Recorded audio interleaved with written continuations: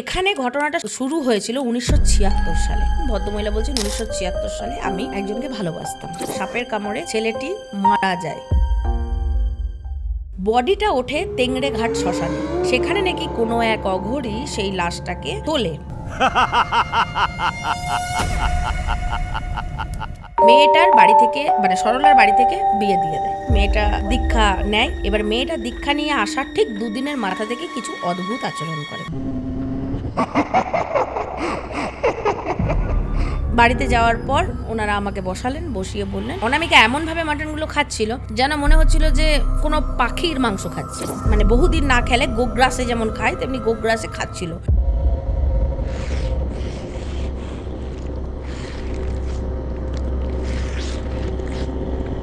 রাতে যেমন খাওয়া দাওয়ার পরে স্নান সারলাম, স্নান সারার পর আমি একটু ওর কাছে গেলাম, ও খালি আমাকে বললো চরম যেটা অঘটন ঘটে, দেখছে মেয়েটা পাখাতে দড়ি লাগাচ্ছে। হাজবেন্ড দরজাটা জাস্ট খুলে দেখেছে এবং ওকে দেখে ও হাসছে।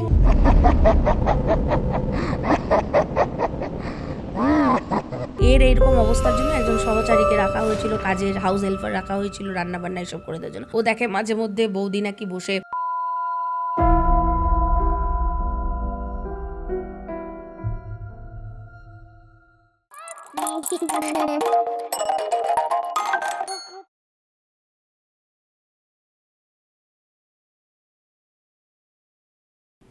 পূর্ণিমাদি কেমন আছো?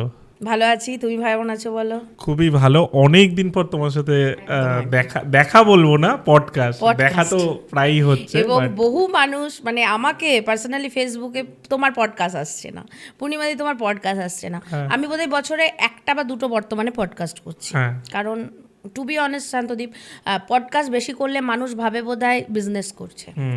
ঠিক আছে, তো চলো ভাই পডকাস্টের দরকার নেই, কারণ এখানে আমরা আড্ডা দিতে আসি, আড্ডা দিই এবং সেখান থেকে কিছু মানুষের প্রয়োজন হলে তার সহায়তা করি। ঠিক আছে, এবং অনেক কমেন্টে ভালো কমেন্ট, খারাপ কমেন্ট সব মিলিয়ে মিশে, কারণ একটা মানুষ পরিপূর্ণ 16 গুণ তো থাকে না, হয়তো ভুল ত্রুটির কমেন্ট অনেকেই থাকবে, কিন্তু এই সমস্ত কিছুকেও আমি এ করে বলবো আমার ভালোবাসার মানুষ এখনও স্টিল নাও এত মানুষ আমাকে ভালোবাসে যে পূর্ণিমাদির পডকাস্ট আসছে না।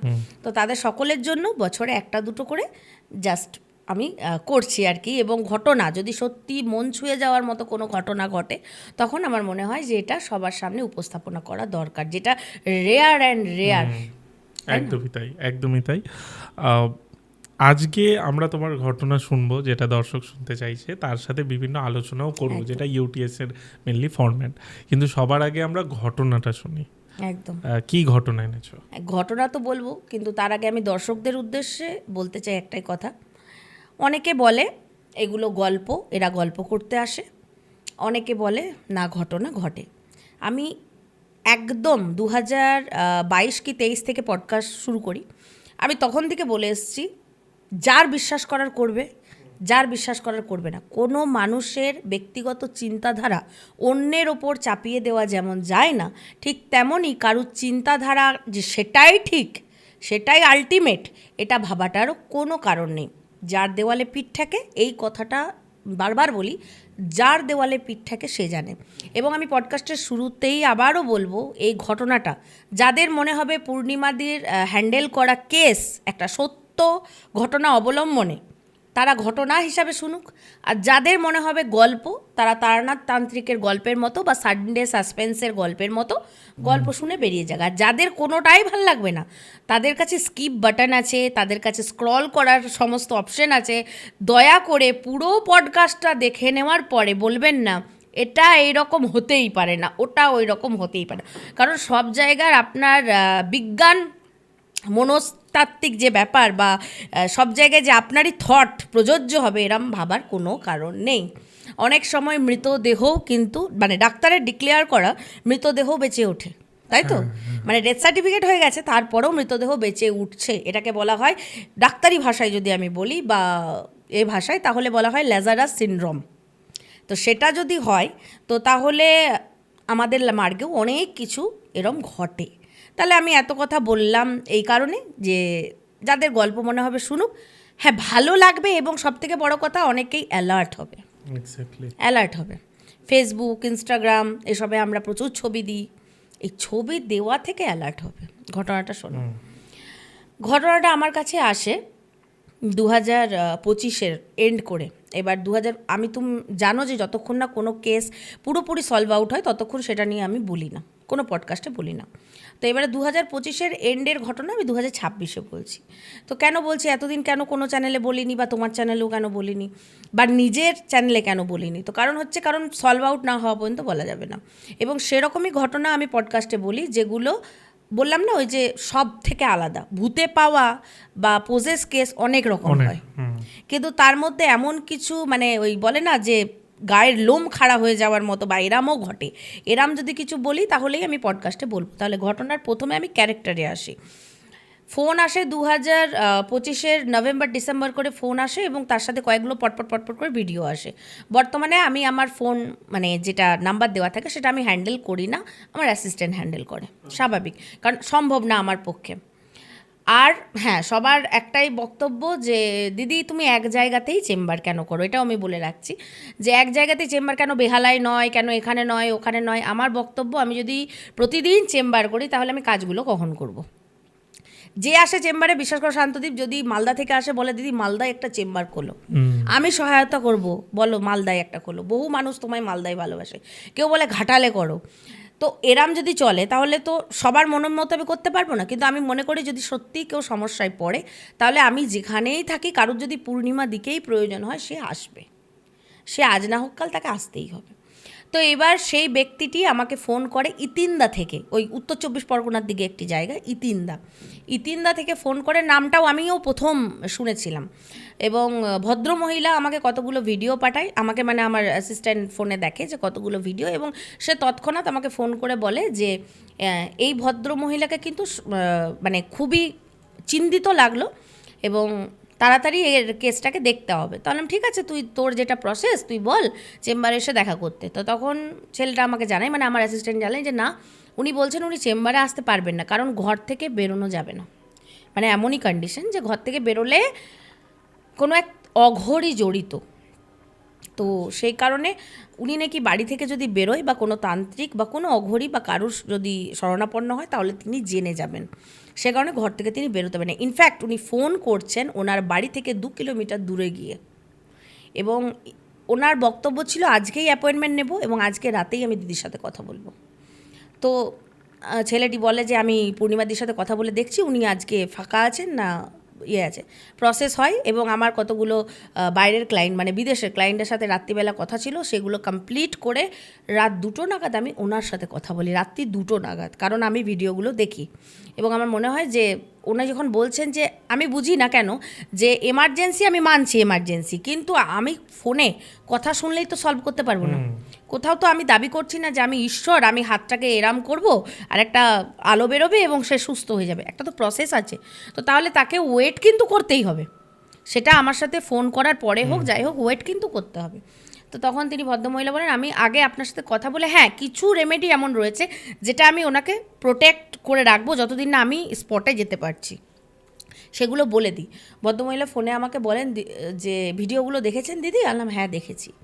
এবং ভিডিওগুলো কি বলবো শান্তদীপ, তোমাকে অফ ক্যামেরা আমি দেখাবো, ইনফ্যাক্ট আমি হয়তো দেখিয়েছি তোমার ক্যামেরাম্যানকে। সেটা হচ্ছে মেয়েটার সাথে যে পেছন থেকে ফিজিক্যাল রিলেশন হতো সেটা কিন্তু পরিষ্কার বোঝা যেত। আচ্ছা, অ্যাডাল্ট, তুমি ভিডিওটা হয়তো দেখোনি, দেখাবো। মানে মেয়েটা শুয়ে আছে এবং পেছন থেকে ফিজিক্যাল রিলেশন করলে ঠিক যেরাম হওয়া উচিত রিদম ওয়াইজ, তো ঠিক সেই রকম, এবং সেটা সম্পূর্ণ ঘটছে তার বাবা মা মামা সবার কাছে। কতটা দৃষ্টিকটু বাড়ির লোকের কাছে। মেয়েটা তো নিজের মধ্যে নেই, মেয়েটার কি ঘটছে জানেও না, এবং মানে কি বলবো আমি স্পিচলেস। আমি একজন মহিলা হয়ে আমি যখন দেখছি একটা 19-20 বছরের মেয়ের সাথে এই ঘটনা ঘটছে, জামার বোতামগুলো নাইটির বোতামগুলো খুলে যাচ্ছে, মানে বলতেও আমার খুব খারাপ লাগছে। তো সেখানে বাবা, এবার ধরো একজন পুরুষ মানুষ, তুমি বলতেই পারো বাবা আছে কেন দাঁড়িয়ে, স্বাভাবিক, দেখতে খারাপ লাগছে, হয়তো উনি চলে যেতে পারেন, কিন্তু মেয়েকে তো ধরে রাখতে হবে। এবং সেই সময় তার শরীরে যা বল, তাতে করে তার মা একার পক্ষে তাকে সামলানো পসিবল না। এবার আমি বললাম যে এক কাজ করুন, চেম্বারে আসুন। তো রিপিটেডলি উনি বলেন, দিদি আমি আপনার অ্যাসিস্ট্যান্টকে বলেছি আমার পক্ষে চেম্বারে যাওয়া পসিবল না, এখানে অঘড়ি জড়িত আছে বা তান্ত্রিক জড়িত আছে। আচ্ছা, আরেকটা কথা আমি বলি, সবার উদ্দেশ্যে বলি, যে একটা মানুষকে দেখে কিন্তু পুরো প্রফেশনকে জাজ করা যায় না। একটা স্কুলে একটা বাজে টিচার থাকতেই পারে, যার চোখটা, তার দৃষ্টিটাই হয়তো খুবই খারাপ। তার মানে এই নয় যে টিচার সমাজটাই খারাপ। একটা ডক্টরেরও খারাপ চরিত্র থাকতে পারে, তার মানে ডাক্তার মানেই খারাপ নয়। ঠিক তেমনই আমাদের প্রফেশনেও এক দুজন জ্যোতিষী, অ্যাস্ট্রোলজার, অঘড়ি তারা খারাপ আছে বলে যে গোটা প্রফেশনের কাউকে বিশ্বাস করব না, গোটা দুনিয়াটা বিশ্বাসের উপর টিকে আছে, তাই তো? তো এবং আমাদের বাড়িতেও এমন অনেক বাড়ি আছে যেখানে বাবা, কাকা, মামা, চাচা তারা প্রত্যেকেই অনেক বাড়ি আছে যাদের কাছে আমাদের মেয়েদেরকে রেখে যেতেও বর্তমানে ভয় পাই আমরা। তার মানে তো এই নয় যে আমার বাড়িতে বা আরও কটা বাড়িতে তাদের বাবা কাকারাও খারাপ নয় তো। কিছু কিছু বাড়িতে তো থাকে, বলো না তো, এমনও ঘটনা পেপারে আমরা আজও পাই যেখানে বাবা তার মেয়েকে হচ্ছে, মা হয়তো বেরিয়ে গেছে, কিন্তু তার মানে কি সব বাবা বা সব পিতৃ সমাজ নোংরা? না, নাই তো। তো এই ঘটনা আমি কেন বললাম, এটা তুমি গোটা ঘটনাটা শুনলে বুঝতে পারবে যে সব প্রফেশনেই ভালো মন্দ লোক থাকে। এখানে ঘটনাটা শুরু হয়েছিল 1976 সালে।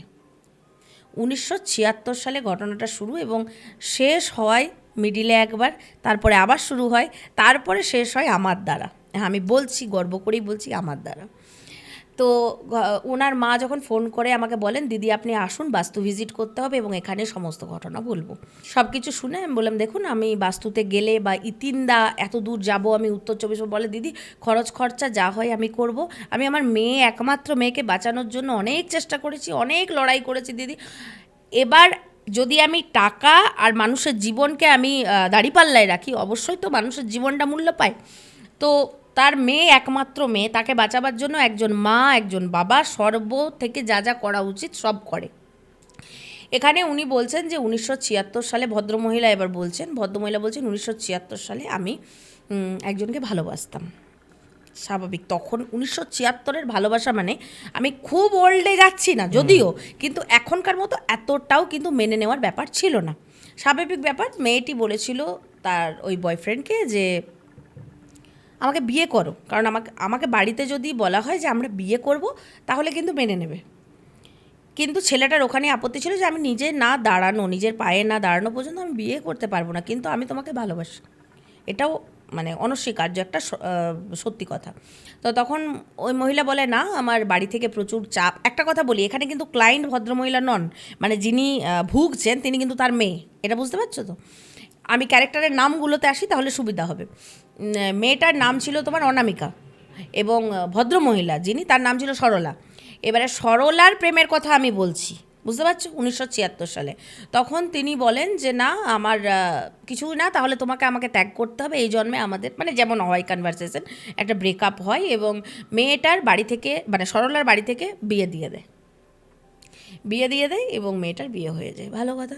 এই দিকে ওই ছেলেটার কি হয়েছে বা ওই ছেলেটা আদৌ বেঁচে আছে কিনা, তখনকার এত তো ফেসবুক কিছুই ছিল না বলতে গেলে, কোনো যোগাযোগ কিন্তু সরলা পায়নি যে তার বয়ফ্রেন্ড কি করলো। ও নর্মালি ভেবেছে যে সেও বিয়ে করেছে, হয়তো সংসার করেছে, কিন্তু না, ছেলেটা এতটাই ভালোবাসতো যে ও কিন্তু সত্যিই বিয়ে করেনি। শোনা যায়, পরবর্তীকালে জানা যায় যে একটা সাপের কামড়ে ছেলেটি মারা যায়, মানে সবার চোখে মারা যায়, কিন্তু মারা যাওয়ার পরেও তার একটা জগৎ রয়েছে। এবার বাড়ির লোক তাকে ভেলায় ভাসিয়ে দেয়, বডিটা ওঠে তেংড়ে ঘাট শ্মশানে। তেংড়ি ঘাট নামক কোনো শ্মশান আছে, সেই শ্মশানে। ছেলেটা 1976 সালে যখন মেয়েটার বিয়ে হয়ে যায়, তারপরে ধরো ওই তো বললো 2-3 বছরের মাথায় দিদি, তার মানে আমি ধরে নিতে পারি 78-79 এরকম সময় ও মারা যায় এবং ওই শ্মশানে গিয়ে লাশটা ভাসতে ভাসতে ওঠে। সেখানে নাকি কোনো এক অঘরী সেই লাশটাকে মানে তোলে এবং তোলার পর যেটা হয়, সাধকদের কাছে যদি সেই লেভেলের সাধক হয়, কোনো মৃতদেহকে পেলে অবশ্যই সব সাধনা করবে এবং সাপের কামড়, সর্পদংশন এগুলো হচ্ছে আইডিয়াল সব সাধনার জন্য।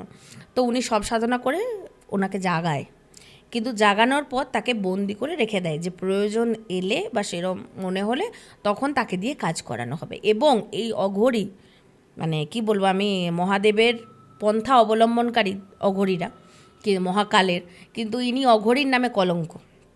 কারণ সে শুধু বাজে কাজ করতো এবং তার মোটিভ ছিল যে কারণ ঈশ্বরকে পাওয়া তার মতে অনেক কঠিন এবং ঈশ্বরকে দিয়ে কাজ করলে কাজ হতেও অনেক দেরি হবে, তাই তার মোটিভ ছিল শুধুমাত্র যেন তেন প্রকারেণ তাড়াতাড়ি রেজাল্ট পাওয়া। এই কারণে সে প্রচুর প্রেত, প্রচুর সমস্ত কিছুকে বন্দি করে রেখেছিল। এগুলো শুনতে 2026-এ খুব অবাক লাগবে কিছু বিজ্ঞান মনস্তাত্ত্বিক মানুষের, যে প্রেতেদের আবার বন্দি করে রাখা হয়, এই আবার রাখা হয় নাকি, এসব হয় নাকি, কিসে রাখেন ম্যাডাম, বোতলে রাখেন না ছিপির মধ্যে, নানান এসব কথা আসবে, কিন্তু হয় যায়। তো সেই অঘরী রেখেছিল তাকে বন্দি করে। এবার এর সাথে এর লিঙ্ক আপ কি, কালচক্র ঘটনা কিরাম দেখো। এই মেয়েটার, সরলার যে মেয়ে হয় নাম অনামিকা, যেটা আমি বললাম, মেয়েটির এই সরলার 1976-এ বিয়ে হয়ে যায়, 10 বছর বাদে তার অনামিকা জন্মগ্রহণ করে। এবারে মেয়েটা বড় হয়, তারপরে আস্তে আস্তে ক্রমাগত বর্তমান যুগ, মেয়েটারও বিয়ে হয়, ঠিক আছে, মেয়েটার বিয়ে দেয়, ভালো ঘরে বিয়ে দেয়। এবার এই মেয়েটা ফেসবুক থ্রুতে তাদের স্বামী স্ত্রীর মধ্যে কিছু বনিবনার অভাব বা কিছু সম্পর্কের টানাপোড়ান চলছিল। মেয়েটা মাকে কিছু জানায়নি, কিছু না, ওই ফোন স্ক্রল করতে করতে দেখে একজন সাধক, সেই সাধক মানে মানুষকে মুরগি বানিয়ে দিচ্ছে। এবার জানি না কিছু এডিট করে করছে না কি জানি না, তো এগুলো ভিডিও টিডিও দেখে। এবার ওখানে ওর নাম্বার নেয়, নাম্বার নিয়ে ওই সাধকের সাথে দেখা করতে যায়। কালচক্রে এই সাধক আসলে সেই সাধক, মানে সেই যে আচ্ছা বয়স হয়ে গেছে কিন্তু সে মারাও যায়নি এবং সেই সাধক আরও বিশাল পাওয়ারফুল হয়ে গেছে, বিশাল। তো এবার সেই সাধকের সাথে তার দেখা হয় এবং জায়গা চেঞ্জ হয়ে যায়, মানে সে আগে টেকনিঘাট শ্মশানে কাজ করতো, এখন বিভিন্ন জায়গাতেই হয়। তো উনি মেয়েটা নাকি বারাসাতের ওদিকে ওর সাথে দেখা করতে গেছিলো। তো উনি বলেন যে তোমার দীক্ষা হয়েছে? মেয়েটা বলে না আমার তো দীক্ষা হয়নি। বলে তোমার জীবনে এত সমস্যা এই কারণে, তোমাকে দীক্ষা নিতে হবে। তো বলে ঠিক আছে দীক্ষা নেব, তো কী দিনক্ষণ বা দীক্ষার তো কিছু কিছু জিনিস কি লাগবে? না কিচ্ছু লাগবে না, শুধু সুপুরি লাগবে, রুদ্রাক্ষের একটা মালা লাগবে, কাঁসার থালা, বাটি গ্লাস, একটু মিষ্টি, 5 রকমের মিষ্টি, 5 রকমের ফল, ব্যাস। মেয়েটা বলে বাহ, একদম লোভ নেই, কিচ্ছু নেই। অনেক সাধকরা অনেক দীক্ষা দেওয়ার জন্য বলে এই লাগবে ওই লাগবে, এই তো খুব যৎসামান্য জিনিসই বলেছে, ঠিক আছে। কিন্তু লোকটার শর্ত একটা ছিল যে তোমাকে এখানে এসে দীক্ষা নিতে হবে, আমি কোথাও যাই না, তোমাকে এখানে এসে দীক্ষা নিতে হবে। মেয়েটা বলে হ্যাঁ, মানে তখন তো মেয়েটা অন্ধ, যে বলে আপনি খালি আমাদের স্বামী স্ত্রীর সম্পর্ক ঠিক করে দিন, আমি আপনাকে গুরু হিসাবে পাবো, এ আমার চরম সৌভাগ্য।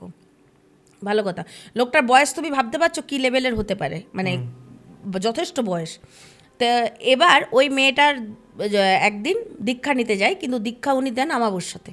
তো মেয়েটা ভেবেছে হ্যাঁ অমাবস্যা পূর্ণিমা এগুলোই তো লোক দীক্ষা দেয়, কিন্তু মাথায় রাখবে দীক্ষা যারা দেয় সঠিক তারা পূর্ণিমার দিন করেই বেশি দেয়, ঠিক আছে, অনেক মানুষ আছে, তো সাধক রয়েছে। তো উনি মেয়েটা দীক্ষা নিতে যায়। এবার আসি আমি ওনার বাড়ি যাওয়ার পর ঘটনাতে। এই যে তোমাকে এতক্ষণ আমি ঘটনাটার বিস্তার দিলাম, আমি প্রথমে পিছনে চলে গেছিলাম, এগুলো কিন্তু আমি অনেক পরে জানতে পারি, কিন্তু আমি ব্রিফলি প্রথম দিকে বললাম কারণ দর্শকের বুঝতে সুবিধা হবে, কারণ মাঝখান থেকে বললে হবে না। এবারে আমার কাছে মানে আমি গেলাম ওনাদের বাড়ি যাওয়ার পর বাস্তু দেখলাম, সত্যি কথা বলতে যথেষ্ট ভালো অবস্থাপন্ন বাড়ি। এবার বাড়িতে যাওয়ার পর ওনারা আমাকে বসালেন, বসিয়ে বললেন যে ওই ঘরে মেয়ে আছে, কিন্তু বাড়িতে ঢুকতে ঢুকতে দীর্ঘদিন ইঁদুর পচে গেলে একটা গন্ধ বেরোয়, ওরম গন্ধ। আমি ওনাদেরকে বললাম আপনারা কোনো গন্ধ পাচ্ছেন না? তখন ওই ভদ্রমহিলা বললেন না দিদি কোনো গন্ধ পাই না, তবে মাঝে মধ্যে একটা বাজে গন্ধ আসে, হাওয়ার জন্য আসে। আমি তখন বুঝলাম এরা তার মানে গন্ধটা পাচ্ছে না। দেখো আমার বিশাল কিছু ক্ষমতা আসেনি এই জন্মে অন্তত, আর যে আমি এন্টিটি দেখতে পাবো, আমি কোনো এন্টিটি দেখতে পাই না, কিন্তু আমি ফিল করতে পারি যে এখানে কিছু রয়েছে, এবং মেল না ফিমেল সেটাও আমি বলে দেবো, যে এই জায়গাটা নেগেটিভ, কতটা নেগেটিভ সেটাও বলে দেবো, বেরও করে দেবো, কিন্তু আমি এক্স্যাক্ট ফিগার দেখতে পাই না, ঠিক আছে। এবার আমি কিন্তু বুঝে গেলাম যে এটা কোনো মেল এন্টিটির ঘ্রাণ আসছে, এবং ইঁদুর ওদের জঘন্য গন্ধ। এবার আমার একটা না খুব বাজে হ্যাবিট আছে, কোনো বাজে গন্ধ একবার যদি ওয়াক শুরু হয় আমার কন্টিনিউ ওটা চলতে থাকে, ওয়াক এটা আমার চলতে থাকে। এবারে আমার নিজের খারাপ লাগছে যে ওনারা কী ভাববেন যে আমার বাড়িতে আসার পর থেকে মানে এতটাই কি নোংরা আমার বাড়ি, আমার নিজের খুব গিল্টি ফিল হচ্ছিল, কিন্তু ওনাদেরকে বোঝাতে পারছিলাম না যে গন্ধটা কিন্তু আমি পাচ্ছি একা। তো আমি আমার অ্যাসিস্ট্যান্ট যাকে নিয়ে যাই ওকে আমি বললাম কি রে তুই কোনো গন্ধ পাচ্ছিস? বলছে না আমি কোনো গন্ধ পাইনি। এবারে তো তাহলে আর বলাই যায় না, কেউ পাচ্ছে না, শুধু আমি পাচ্ছি। তা তাহলে মেয়ে কোন ঘরে, না ওই ঘরে আছে, কিন্তু মেয়েকে দিদি সবার সামনে আনা যাবে না, জাস্ট চাদর চাপা আছে আর কিছু নেই। বললাম ঠিক আছে, আমি তো যেতে পারি। এটা দেখো, আমি একজন মহিলা হিসাবে আমার একটা পজিটিভ পয়েন্ট যে আমি কিন্তু পেশেন্টের কাছে যেতে পারবো। এটা যদি একজন ছেলে হতো বা ছেলে তান্ত্রিক হতো তাহলে এত ইজিলি কিন্তু জিনিসটা করতে পারতো না। এটা আমার একটা বলবো সুবিধা যে আমি মানে ও যেমনই পরিস্থিতিতে অবস্থায় থাকুক আমি যেতে পারি। বললাম একটা কাজ করুন, আমি তো যেতেই পারি, তো আমি যাই, আমি ডাইরেক্ট ওনার সাথে কথা বলি। বলছে দিদি ওনার সাথে এই মুহূর্তে কথা বলতে পারবেন না। তাহলে তোমরা ডাকলে কেন আমাকে এখন, যখন কথা বলতে বলছে ওর সাথে কথা বলতেই পারবেন না, ওর কিছু অ্যাক্টিভিটি দেখাবার জন্য ডেকেছি।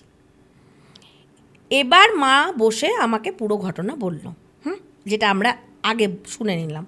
আলাম আপনারা জানলেন কি করে? তখন বলে আসছি দিদি পরে। এবার দেখো, মেয়েটার বিয়ে হয়েছে, মেয়েটা দীক্ষা নেয়। এবার মেয়েটা দীক্ষা নিয়ে আসার ঠিক দুদিনের মাথা থেকে কিছু অদ্ভুত আচরণ করে। প্রথম কথা, মেয়েটা কোনো রেড মিট খেত না, মাটন ফাটন খেত না। হঠাৎ করে তার হাজব্যান্ডকে বলে, ওদের ভালো লাভ ম্যারেজ হয়েছিল, তো সেই কারণে তুই তুকারি দিয়ে কথা বলে। ওর হাজব্যান্ডকে বলে কী রে, আজকে না রান্না করতে ভালো লাগছে না, মাটন অর্ডার কর। তো তখন ওনার হাজব্যান্ড না অবাক হয়ে যায়, কী রে তুই কী বলছিস, তুই মাটন খাবি, তুই তো রেড মিট খাস না। হ্যাঁ খাই না, আজকে খাবো, তোর কি অসুবিধা হচ্ছে? আমি কি বৈষ্ণব ধর্মে দীক্ষা নিয়েছি নাকি যে আমি মাটন খাবো না?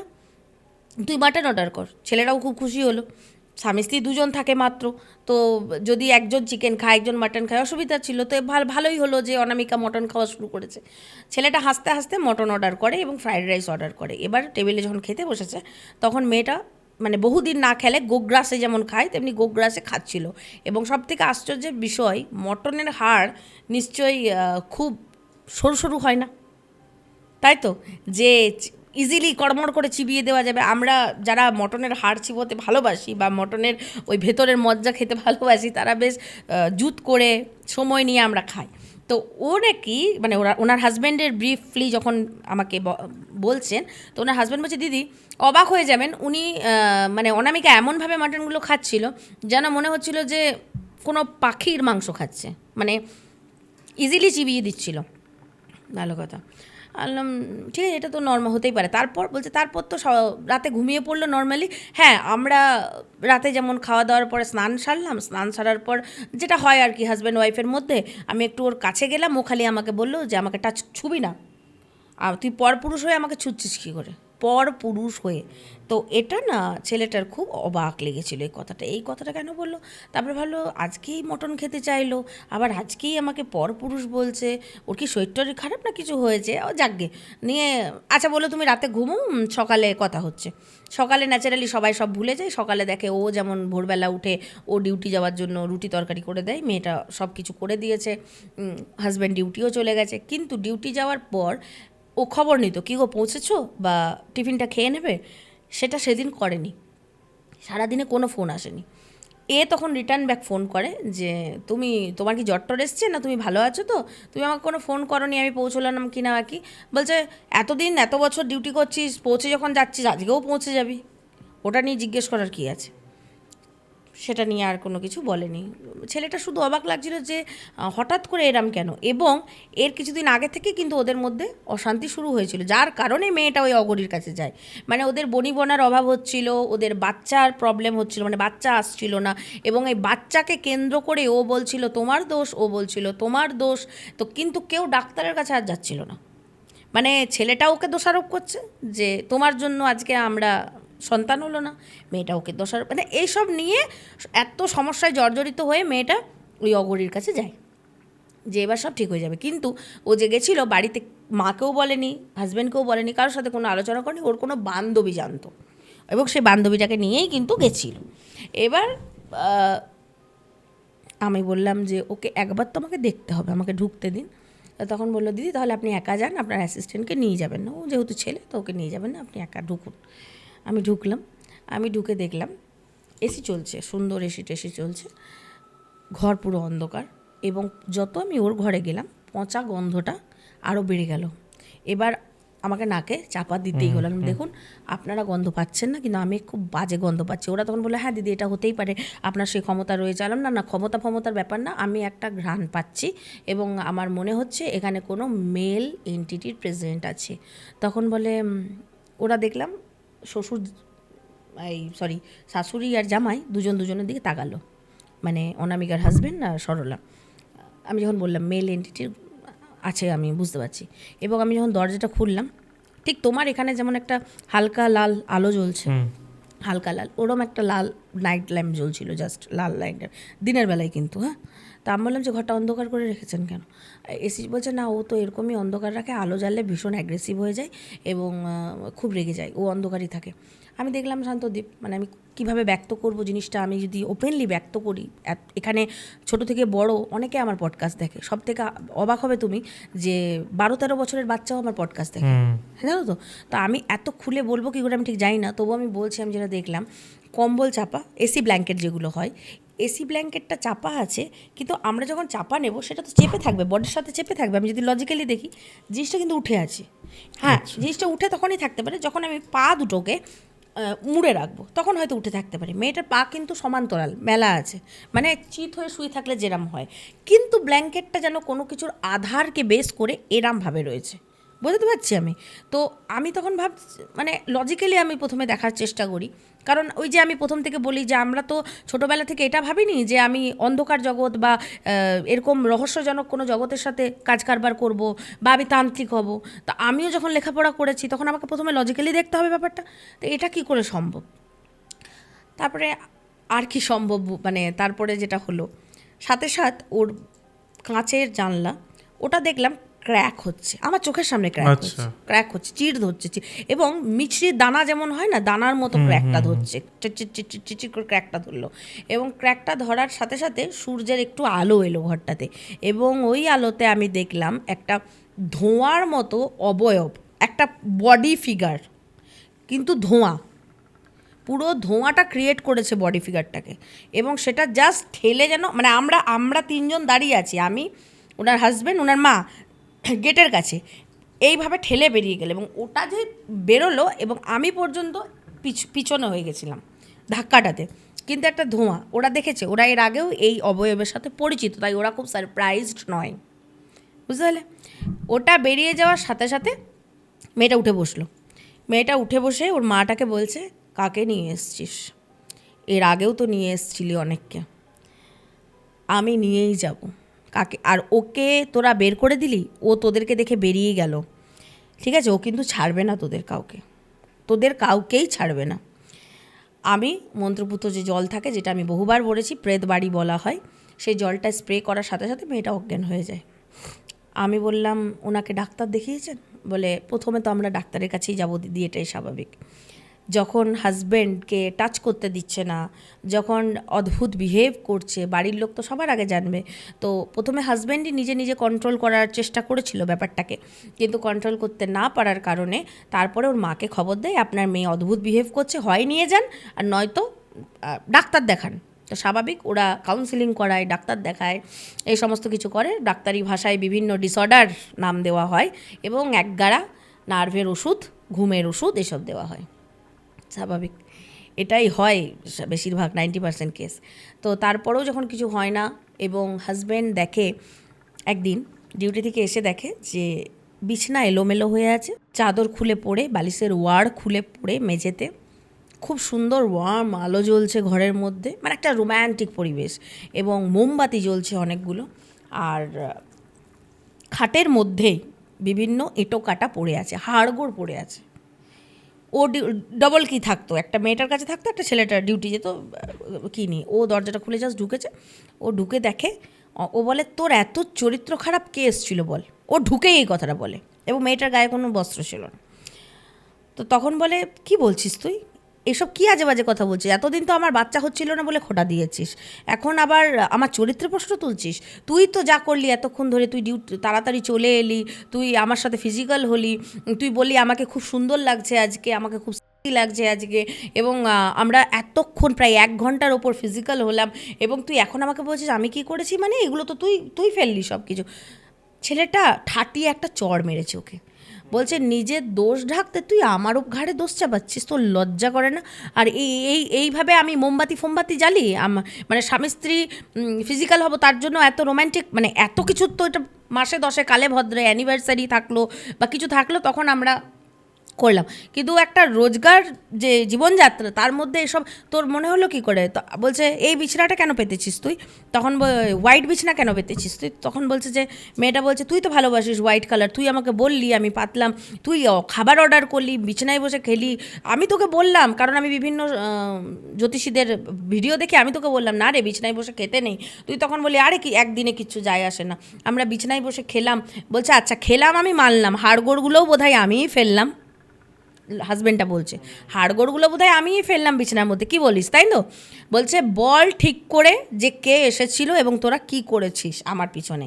ছেলেটা পুরো মানে স্বাভাবিক, এরম দৃশ্য যদি ঘরে ঢুকে কারুর বউকে কেউ দেখে এবং পরিষ্কার বোঝা যাচ্ছে যে কারুর সাথে সে ফিজিক্যাল হয়েছে, তো তখন তো স্বাভাবিক সে রেগে যাবে। সেই রাতে সে আর তার সাথে শয় না, সে বাইরের ঘরে ড্রয়িং রুমে বসে কাটায় এবং ও ওর মতো শুয়ে যায়। এবং মেয়েটাও জানে যে এতক্ষণ তার হাজব্যান্ড তার ঘরে ছিল এবং যা হয়েছে হাজব্যান্ডের সাথে হয়েছে, তাই মেয়েটাও কোনো রকম গিল্টি ফিল করেনি। কিন্তু লজিক্যালি বাইরে বসে বসে ছেলেটা ভাবে যে সত্যি তো, যদি ও আমার অ্যাবসেন্সেই কাউকে ঘরে ঢোকায় তাহলে ছেলেটা গেছে, বাড়ি গেছে, বাড়ি যাওয়ার পর তো ওর সব গুছিয়ে নেওয়ার কথা, যে হাজব্যান্ড ঢুকে যাবে ডিউটি থেকে, টাইম হয়ে আসছে, তাহলে তো তার তো সব গুছিয়ে নেওয়ার কথা, পরিপাটি টিপটপ হয়ে যাওয়ার কথা, এবং হাড়গোড় তো রাখবেই না। সেটা তো করেনি অনামিকা। কেন করলো না? টাইম পেলো না? আচ্ছা তাই যদি হয় তাহলে তো আমি ঢোকার মুখেই কাউকে বেরোতে দেখবো, সেটাও তো হয়নি। যদি হুড়মুড়িয়েই লজিক্যালি যদি দেখি, মানে ছেলেটা ভাবছে, আমাকে বলছে পূর্ণিমাদি আমি এগুলো ভেবেছি, যে আমি ভাবলাম যে যদি তাই হয়ে থাকে তাহলে হয় আমি রাস্তায়, কারণ ওয়ান ওয়ে, আমি ঢুকবো, কাউকে তো আমি বেরোতে দেখবো, সেটাও আমি দেখলাম না। এবং অনেকটা দূর থেকে ওর বাড়ি দেখা যায়, মানে মেন গেট দেখা যায়, সেটাও আমি দেখলাম না। এবং পাড়ার লোক, সব থেকে বড় কথা, পাড়ার লোকও কেউ কিছু বলেনি তোমার বাড়িতে কেউ এসেছিলো বা কিছু, হয়তো কাল জানতে পারবো সকালবেলা। ও কিন্তু খোঁজখবরও নিয়েছে যে কালকে কি আমার অ্যাবসেন্সে কাউকে দেখেছো বা কিছু, এবং পাশের ঘরে ক্যামেরা ছিল, ক্যামেরার মুখটা ওদিকে ঘোরানো, তো তাদেরকে সিসিটিভিও চেক করতে পারে। তুমি ভাবো একটা বাড়ির কেচ্ছা এইভাবে বাইরের লোককে বলছে, পাশের বাড়ির লোককে বলছে সিসিটিভি ক্যামেরা একটু চেক করো না গো, আমার বাড়িতে এই টাইম থেকে এই টাইমে কেউ ঢুকেছিল কি না। তখন ওরা ভাবে কেন কিছু হয়েছে, কিছু চুরি টুরি গেছে, পাড়ার লোক বলে, স্বাভাবিক চুরিটাই আসবে মাথায়। তখন ছেলেটা বলে হ্যাঁ আমার না ফোন চুরি হয়ে গেছে, ফোনটা না চুরি হয়ে গেছে, আমি অফিসে যে দুটো ফোন আমার, একটা ক্যারি করেছিলাম, একটা বাড়িতে রাখা ছিল, ও জানে না, বলছে আমার ওয়াইফ বলছে, অনামিকা বলছে জানি না, তো দেখো না কেউ কি ঢুকেছে। তখন দেখ কাউকে দেখতে পায়নি, কিচ্ছু দেখতে পায়নি। বলে তাহলে জিনিসটা হলো কি? তখন ও শাশুড়িকে ফোন করে, এবং সেই যে রাত থেকে, মানে সেই রাতে যে ফিজিক্যাল হওয়ার পর থেকে মেয়েটার জ্বর আসে, সেই জ্বর নাকি কোনো ডাক্তার সারাতে পারেনি। বলে দিদি প্রথমবার কোনো ডাক্তারের প্রেসক্রিপশানে দেখলাম কোয়েশ্চেন মার্ক দিতে, এটা কি হচ্ছে জানি না, ডাক্তার কোয়েশ্চেন মার্ক দিয়েছে। ওরা জ্বরের জন্য জ্বর এসে যাচ্ছে, জ্বর এসে যাচ্ছে, এমনকি মেয়েটার বায়োপসি পর্যন্ত হয়েছে জানো, কিন্তু কিচ্ছু ধরা পড়েনি। সব ডাক্তারের প্রশ্ন মার্ক। আস্তে আস্তে 1 মাস কিন্তু এইভাবে কাটে, সারা স্কিনে অ্যালার্জিতে ভরে যেতে থাকে, স্কিন অ্যালার্জি, চুল উঠতে থাকে যেগুলো হয় সমস্ত কিছু। এবং মেয়েটা চান করা আস্তে আস্তে বন্ধ করে দেয়, পুরোপুরি চান বন্ধ করে দেয় মেয়েটাকে। এবং জ্বর যেহেতু গায়ে, হাজব্যান্ডও জোর করে না যে চানে যেতেই হবে তোমাকে, ওই মাথা ধুইয়ে দেয়, এ করে। হঠাৎ একদিন বলছে দিদি ঘরের মধ্যেই বমি করলো, বমির মধ্যে আমি নিজের চোখে দেখেছি গাডার উঠতে, গাডার গাডার। এটা আমিও, মানে চুল আমি শুনেছি এর আগে, আমি তোমার ইয়েতেই বলেছি চুল, কিন্তু গাডার উঠেছে। এ বলছে বমিতে গাডার উঠেছে না, হ্যাঁ গাডার, এবং অদ্ভুত, মানে বমি কম গাডার বেশি, এরম রং বেরঙের গাডার বেরোচ্ছে বমি থেকে। যখন আমি দেখলাম যে এটা তো ডাক্তারকেও জানিয়েছে, যে ডাক্তারবাবু বলছে তোমার ওয়াইফ যদি গাডার না খেলো তাহলে বেরোলো কী করে, ডাক্তারকে ছবি তুলে পাঠিয়েছে। ডাক্তার কি বলেছে শোনো, ডাক্তার বলেছে মেঝেতে গাডার পড়েছিল, তোমার ওয়াইফ বমি সামলাতে না পেরে ঘরের মধ্যে বমিটা করেছে, এবং তুমি ভাবছো বমিতে গাডার উঠেছে, বুঝতে পারছো? তো এটা কেউ মানবে না যে বমিতে গাডার উঠছে, নাথিং। তো তখন বলছে যে দিদি আমি দেখেছি যে ও ওয়াক করেছে আর গাডার বেরিয়েছে। আমি ডাক্তারকে এক্সপ্লেন করতে পারছিলাম না, ডাক্তারবাবু বুঝতে পারছিলেন না কিছুতেই। তো তখন আর ডাক্তারও তার লজিকে ঠিক, যে যদি কেউ না খায় তাহলে বেরোবে কী করে। তো তখন মেয়েটার এটা চলতে থাকে। তখন ছেলেটা বলে যে আমি অনেক চেষ্টা করেছি, এবং তারপরে কোথাও ঠিক না হয়ে একজন মুসলিম তান্ত্রিককে বাড়িতে আনি। মুসলিম তান্ত্রিক, আমি এটাই বুঝে পাই না যে কেন মানুষ ডাইরেক্ট আগে চলে যায়, মানে যাই না কেন যায়, যাই হোক। তো মুসলিম তান্ত্রিক আসে বাড়িতে, এবং আসার পর উনি কিছু ক্রিয়া করেন।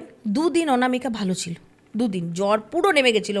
মানে আশ্চর্যজনকভাবে উনি বাড়ি যাওয়ার পরই কিন্তু পুরো জ্বর অনামিকার নেমে যায়, একদম নর্মাল বিহেভ, সুন্দর চান করে, পারফিউম দেয় গায়ে, যে ছি ছি ছি আমাকে কি জঘন্য লাগছে, আমার গা থেকে কি বাজে গন্ধ বেরোচ্ছে। অনামিকা বলে যে আমি চান করিনি এতদিন। নিউ ফ্রেশ হয়, সুন্দর শোয়, শোয়ার পর 2 দিন নাকি যায় এবং উনি একটা জল দিয়ে গেছিলেন, ওই জলটা মেয়েটাকে খাওয়াতে থাকে।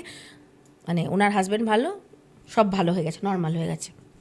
অনামিকাকে বলে তুমি এতদিন যা যা করেছো তুমি, তোমার কিছু মনে আছে? মেয়েটা বলে না আমার তো কিছু মনে নেই। তো ওনার মাকে বলে দেয় যে দেখো ওর যখন কিছু মনে নেই, কিছু মনে করাবার দরকার নেই, ফোনে যা ভিডিও আছে যা আছে সব ডিলিট করে দাও। মানে যা যা ঘটনা ও করতো সেগুলো ভিডিও করে রাখতো, গ্যালারি থেকে রিসাইকেল বিনে গিয়ে বা সমস্ত জায়গা থেকে ডিলিট করে দেয়। হ্যাঁ, ফোন ফরম্যাটই করে দেয়, সব ডিলিট করে দেয়। কোনো ওই সময়কার কোনো প্রুফ আমাকে দিতে পারেনি তারা, কারণ সব ডিলিট ছিল। 2-3 দিনের পর চরম যেটা অঘটন ঘটে, ছেলেরা ডিউটি থেকে আসছে, দেখছে মেয়েটা পাখাতে দড়ি লাগাচ্ছে। আচ্ছা, পাখাতে দড়ি লাগাচ্ছে এবং হাজব্যান্ড দরজাটা জাস্ট খুলে, যেটা বললাম যে কি থাকতো, ও দরজাটা খুলে দেখেছে এবং ওকে দেখে ও হাসছে। মানে অনামিকা ওকে দেখে হাসছে, দেখবি এবার যাবো, এই কথাটা বলেছে, দেখবি এবার যাবো, যাচ্ছি, এ দেয় মারছি দেখ, দিয়ে এইভাবে আঁচড় দেয় এবং রক্ত বেরোতে থাকে, সারা মুখে আঁচড় দেয়, রক্ত বেরোতে থাকে। দিয়ে সাথে সাথে ছেলেটা ফোন বার করে ভিডিও করে ওর মাকে পাঠায় এবং বলে দেখুন আপনার মেয়ে কিন্তু যখন তখন যা খুশি করতে পারে, তাই আপনি দয়া করে থানায় একটা জিডি করে দিন, আমি কিন্তু একটা জিডি করে রাখছি যে ও সাইকো, নিজে বাঁচবে তো আগে। তো কারণ স্বাভাবিক স্বামী স্ত্রী থাকো, ও যদি গলায় ধরতে পুলিশ তোমাকে ছেড়ে দেবে? তোমাকে তো ধরবে যে কী তোমাদের মধ্যে ঘটেছে যে ও সুইসাইড করলো। তো তখন সাথে সাথে বলে জিডি করেই রাখুন যে আপনার মেয়ে কিন্তু সাইকো, যে কোনো সময় বাড়ি থেকে বেরিয়ে যেতে পারে, যে কোনো সময়ও যা খুশি করতে পারে। তো ওনার মা বলে থামো আমি দেখছি কি হচ্ছে। তখন ওনার মা এবার কোথাও থেকে, ওনার নাকি কোনো এক আত্মীয় আমার কাছে এসে উপকার পায়, সে নাম্বার দেয়, সেখান থেকেও যোগাযোগ করে। এবার আমি বাড়িতে যাই, ফুল পোজেস তখন, মানে ফুল বডি ক্যাপচার্ড। তখন এবার মেয়েটাকে যখন আমি জিজ্ঞেস করছি তুই মানে যাবি না, বলে তুই এত সহজে আমাকে বার করে দিবি, তুই এত সহজে আমাকে বার করে দিবি, সব কিছুর জন্য দায়ী ওর মা, এই সব কিছুর জন্য দায়ী ওর মা। আমি না ওনার দিকে তাকাই, তখন ওনার মা কাঁদে, অঝরে কাঁদছি ওর মা। তখন আমি কিছু লুকিয়েছেন এখনও বলেননি? বলে দিদি এটা বলার প্রয়োজন আমি বুঝিনি। আনলাম কি লুকিয়েছেন? মানে আপনাকে কেন দায়ী করছে, কারণ এনটিটি মিথ্যে কথা বলবে না, এটা কিন্তু তুমি লিখে দাও, ও মিথ্যে বলবো, যদি বলে আমি এই বডি ছেড়ে চলে যাব, এই বাস্তু ছেড়ে চলে যাব, তো জেনে রাখো ও আর আসবে না। হ্যাঁ, অন্য কেউ আবার আসতে পারে, কিন্তু ও যে গেল সে আর আসবে না, ও মিথ্যে বলবে না, মানুষের মতো এনটিটি না। তো তখন বলছে যে ওর মা দায়ী, জিজ্ঞেস কর ওকে, জিজ্ঞেস কর, এইভাবে বলে, জিজ্ঞেস কর ওকে, জিজ্ঞেস কর। আর পুরো কথাটা বলছে পটি করতে বসে যেমন ইন্ডিয়ান প্যানে, ওরমভাবে বসে, ওর গায়ে কিন্তু এইটুকু মানে চাদর চাপা দেওয়া। তখন বলে জিজ্ঞেস কর ওকে। তখন আমি যখন ওনাকে বলি তখন বলে দেখুন দিদি আমি ঠিক বলতে পারবো না, পরে আমি বলছি। আমি তখন বলছি তোমার মা তো বলছে যে কিছুই নয়, কোনো কথা। বলছে এই তুই সুভাষকে চিনিস? আচ্ছা, মানে ওর মাকে বলছে এই তুই সুভাষকে চিনিস, এই কথাটা বলেছে। তো তখন ওনার মা আরও কাঁদছে। আমি বলছি দেখুন আগে কার কথা শুনবো বলুন, মেয়ের কথা না আপনার কথা? কিছু তো লুকিয়েছেন আপনি, কিছু না বেশ কিছু লুকিয়েছেন, কি হয়েছে বলুন। তো তখন ও বলে এই আমি তোকে বলছি, সব বলছি। ও বলে আর তো সব বলছি, আমাকে তাড়াসনি, আমি সব বলছি। এবার মেয়েটা বলে আমি একজনের কাছে এই সমস্যা সমাধানের জন্য গেছিলাম, মানে ও ওর মতন করে বলছে, আমি খুব নর্মালি বলছি তোমাকে। সেখানে আমাকে দীক্ষা দেওয়ার নাম করে আমার কানে কিছু মন্ত্র দেওয়া হয়, সেটা ছিল পিশাচ মন্ত্র। ওখানে আমাকে অচৈতন্য করে আমার চুল নেওয়া হয়, আমাকে কিস করার নাম করে আমার সাথে ওই অঘরী কিস করে এবং কিসও বলবো না, স্নুচ করে এবং সেখান থেকে লালা সংগ্রহ করে, লালা, মুখের লালা। আমার অন্তর্বাস খোলে, আমার অন্তর্বাস নেয় এবং আমার চুল তো নিয়েইছে এবং একটা পুতুল ছিল ঘটের মধ্যে, মানে এরকম করবো যে একটা পুতুল ছিল, মানে অনেক টাইম নিচ্ছে বলতে, পুতুল ছিল, তাকে বাঁধে এবং ওই পুতুলটাকে একটা চোখটা বন্ধ করে বলছি, একটা পুতুলের মধ্যে বন্ধ করে রাখে এবং আমার লালাটাকেও ওর মধ্যে ঢুকিয়ে দিয়েছে। এই সবের জন্য আমার মা দায়। তখন আমি দেখলাম সমস্ত ডিএনএ, চুল, লালা মেয়েটার সব ডিএনএ রয়েছে ওই অঘরীর কাছে, এবং ডিএনএ যদি পেয়ে যায় তাহলে তার উপর ক্রিয়া করা অনেক অনেক বেশি সহজ হয়ে যায়। এবং মেয়েটা ক্রমাগত শান্তদ্বীপ ওই মন্ত্র জপ করে গেছে নিষ্ঠা ভরে।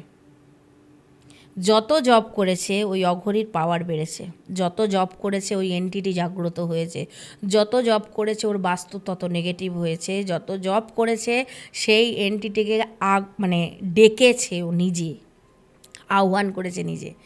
এখানে অনেকগুলো পয়েন্ট বোঝার আছে। আমরা কাউকে ফোনে দেখে বিশ্বাস করে তার কাছে যাচ্ছি, বিশ্বাসই তো সব, গোটা পৃথিবীটা দুনিয়াটা বিশ্বাসে চলছে। আমরা প্রধানমন্ত্রীকে বিশ্বাস করছি যে আমাদের সব কিছু তিনি ভালো করে দেবেন। আমরা বিশ্বাস করছি ঈশ্বরকে, না দেখতে পেলেও বিশ্বাস করছি তিনি আছেন। কিছু এমন ঘটনা আমাদের জীবনে ঘটে যাতে তিনি আছেন, তিনি প্রমাণ করেন।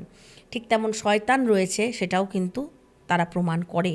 এবং আমি প্রথম থেকে শেষ পর্যন্ত সব পডকাস্ট আজকে 3-4 বছর ধরে আমি বকে বকে আমার মানে মুখে থুতু লালা শুকিয়ে গেল যে বাস্তু হচ্ছে মেন। আমার বাস্তু যদি পজিটিভ থাকে সেখানে কোনো তান্ত্রিকের প্রয়োজন নেই।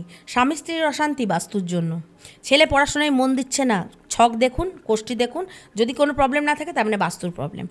আপনার বাড়িতে নেগেটিভ এন্টিটির প্রবেশ, অর্থ জলের মতো খরচা হচ্ছে, আপনার লোন হচ্ছে, ঋণ হচ্ছে, ফ্ল্যাট কিনছেন, লোন নিয়ে লোন শোধ করতে পারছেন না, এভরিথিং বাস্তুই সব। এবং আপনার বাস্তু খারাপ আছে, সেই বাস্তুতে আপনার মেয়ে জব করে সেই পিশাচকে আহ্বান করেছে। এবং আমি বহু নিজের চ্যানেলে বা তোমার চ্যানেলে কোথাও একটা আমি পিশাচ, চণ্ডাল, প্রেত এদের মধ্যে কি ডিফারেন্স রয়েছে আমি বুঝিয়েছিলাম। প্রেতেদের কিন্তু সহজে মুক্তি দেওয়া যায়, পিশাচদের খুব সহজে মুক্তি দেওয়া যায় না। এবং পিশাচ সহজে আসে না, পিশাচকে জাগরিত করতে হয়, এবং সেটা কোনো সাধক সাধিকারাই পারে। কিছু কিছু সাধক সাধিকাদের দেখবে টিভিতে, ফোনে দেখলেই বোঝা যায় এর অরাটা পজিটিভ, কাউকে দেখলেই মনে হয় আর এর অরাটাই নেগেটিভ, দেখো না কিরাম একটা লাগছে। তো মানুষের বোঝার উপর ডিপেন্ড করছে যে আমি কার কাছে যাব, কার কাছে যাব না। এবং হ্যাঁ, তারপর গিয়েও যে আপনি বিশ্বাস করবেন না, আপনাকে গিয়েও তার কথাবার্তা শুনতে হবে। যদি মনে হয় হ্যাঁ লজিকও রয়েছে তার মধ্যে, পুরোটাই ভাউতাবাজি নয়, সেখানে লজিক রয়েছে, তাহলে আপনি এগোন। এবং হ্যাঁ, দীক্ষা দিতে গেলে একটা ঘরে বন্দি করে দীক্ষা কেউ দেয় না। দীক্ষা দেওয়ার জন্য মুখটা চাপা নিতে হয়, কানে মন্ত্রটা যেহেতু দিচ্ছে, শুধু মুখটুকু, কিন্তু সেখানে XYZ মা বাবা যে কেউ বসে থাকতে পারে। তার জন্য রুমে বন্দি করে ঘর তালা দিয়ে দীক্ষা দেওয়ার প্রয়োজন পড়ে না। তখনই বুঝুন যে সামথিং কিছু ঘটছে, এখানে অন্য কিছু ঘটছে। দরজা বন্ধ কেন করবে একজন পুরুষ, একজন মহিলা, দুজন মহিলাও নয়? তাহলে কী এমন ক্রিয়া, কী এমন শরীর বন্ধন বা কী এমন কাজ যে দরজা বন্ধ করতে হচ্ছে? তন্ত্র গুপ্ত, নো ডাউট। এখানে আমি যদি বলি যে সব ওপেনলি করা যায়, না, সব ওপেনলি করা যায় না। তন্ত্র গুপ্তভাবেই করতে হয়। কিন্তু মানে যেমন আইনও বলে যে একজন মহিলা অপরাধীকে কিন্তু একজন মহিলা কনস্টেবলই অ্যারেস্ট করতে পারে, একজন পুরুষ কনস্টেবল কিন্তু বা অ্যারেস্ট করতে পারে না, টাচ করতে পারে না। ঠিক সেই রকম আমি সকলকে বলবো যে আপনার যাই হয়ে যাক, দূর থেকে যদি কোনো পুরুষ সমাধান করছে খুব ভালো কথা, দূর থেকে মানে এই যে তুমি বসে আছো, এই যে আমি বসে আছি, বা সমস্যা শুনছে, চার্ট দেখছে, সব ঠিক। কিন্তু যখনই সে বলবে যে তুমি এই ডেটে এই হোটেলে এসো, এই রুমে এসো, তুমি আমার ঘরে চলো, এবং ঘরে যাওয়ার পরই দরজা বন্ধ করে দিচ্ছে, তখন তো সেই মেয়েটা নিশ্চয়ই ফিডিং বোতলে দুধ খাওয়া মামনি নয়। তার তো এটুকু বোঝার ক্ষমতা আছে যে আমি কেন ওনার সাথে দরজা বন্ধ অবস্থায় ঢুকবো, তখনই তুমি দীক্ষা না নিয়ে চলে আসতে পারতে। এখানে তো মানুষেরও ভুল আছে, পুরো দোষটাই একজন অঘরী, পুরো দোষটাই একজন জ্যোতিষ বা তান্ত্রিক, এটা দিলে তো হবে না। তোমার তো এটুকু বোঝার ক্ষমতা আছে। আমাকে যখন কমেন্টে সবাই বলে আরে এরা ভণ্ড, এদের কাছে গিয়ে কোনো লাভ হয় না, ভাই এসো না, ঠিক না? কারণ তোমাকে তো আমি জোর করে কোনো আকর্ষণ করছি না। তুমি আমাকে দেখছো, যোগাযোগ করছো, অ্যাপয়েন্টমেন্ট নিচ্ছ, একটা প্রসেস ফলো করছো এবং তুমি আসছো আমার সাথে। কিন্তু তোমাকে কি আমি জোর করে চুলের মুঠি ধরে বলছি এই তোর পকেটে যত টাকা আছে এখানে নামিয়ে যা, নাহলে তোর আমি সর্বনাশ করে দেবো? কেউ আমাকে বলুক তো যে পূর্ণিমাদি আজ পর্যন্ত আমার কেরিয়ারে আমি ব্যক্তিগতভাবে কাউকে বলেছি? বা তো তুই টাকা আনিস নি, তুই একটা কাজ কর, তাহলে তোর ঘড়িটা বেশ ভালো দামি, খুলে দিয়ে যা। এরমও কেস আছে, এরমও অনেকে করে, ঘড়ি খুলে নেয়। যদি বলে, আবার এমনও পাওয়ারফুল আছে, সে জানে তার ব্যাগে কত টাকা আছে, ক্লায়েন্টের ব্যাগে কত টাকা আছে সে জানে। সে তখন বলবে ওই তো এনেছিস, এটা অ্যাডভান্স করে যা।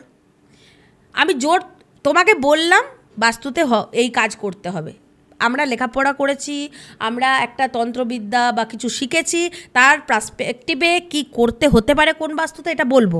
করা না করা তোমার ব্যক্তিগত ব্যাপার, টাকা দেওয়া না দেওয়া তোমার ব্যক্তিগত ব্যাপার।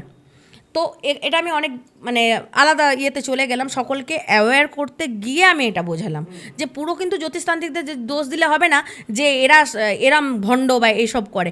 আপনারও বুঝতে হবে যে আপনি কার কাছে যাচ্ছেন, কেন যাচ্ছেন এবং কত দূর পর্যন্ত যাওয়া যায়, তারপর আর যাওয়া যায় না। তো ওই মন্ত্র জপ করতে করতে মেয়েটা পুরো ওই পিশাচকে আহ্বান করে নিয়েছিল। এবার মেয়েটা কী করতো, চোখটা বন্ধ করে না একটা ডায়েরি ওর হাজব্যান্ড ওর কাছে দিয়ে দিয়েছিল, চোখটা বন্ধ করে সব লিখতো। প্রত্যেকটা পাতার হ্যান্ডরাইটিং আলাদা ছিল শান্তদীপ, প্রত্যেকটা পাতার হ্যান্ডরাইটিং আলাদা। মানে ওই অঘরী ওর বডিতে প্রত্যেক দিন 3-4টে করে এনটিটিকে শারীরিক সম্পর্ক করতে পাঠাতো। এবার তোমার প্রশ্ন আসবে, পূর্ণিমাদি অঘরীটা কেন এরকম করতো, তার সাথে কি শত্রুতা? ও তো ওর হেল্প চাইতে গেছিলো, এক্স্যাক্টলি হেল্প চাইতে গেছিলো। কিন্তু অঘরীটা যখন কোনো প্রেতদের বন্দি করে রেখেছে, বা আমি যদি কাউকে বন্দি করে রাখি, আমার এই কাজটা তুই করে দে, তার বদলে সেও আমার কাছে কিছু চাইবে। ভূতেরা নিশ্চয়ই অর্থ চাইবে না, শান্তদীপ আমার এটা করে দেবে, হ্যাঁ, তুমি তখন তার পরিবর্তে ও পূর্ণিমাদি মিষ্টি খাওয়াবে কিন্তু, ঠিক তো? তো ভূতেরা তো মিষ্টিও খাবে না, টাকাও নেবে না। কিছু কিছু এন্টিটি ছিল যারা শুধু মেয়েদের বডি চাইতো, এবং এজ ছিল একটা, এই এজ থেকে এই এজের মধ্যে। কিছু কিছু এন্টিটি ছিল বিবাহিত নারীদের সাথে সহবাস করার আকাঙ্ক্ষা রাখতো, এবং কাজ হয়ে যেত, অঘরীর কাছে ফিরে যেত, অঘরীর কাজ করে দিত। আপনার বাড়িতে আমি এখানে বসে কিছু চালান করে দেবো, আপনি বুঝতে পারবেন না। মানে আমিই চালান করব, আমি সমস্যা ক্রিয়েট করব এবং আমিই সমাধান করব। বুঝতে পারছো ব্যাপারটা? মানে সবটাই আমি জানি, কিন্তু যে এর ঘরে এটা ঘটছে কারণ আমারই পাঠানো। রোগও আমার, ওষুধও আমার। রোগও আমার, ওষুধও আমার। তো ওই এন্টিটি, এই অঘরীটি তাই করতো।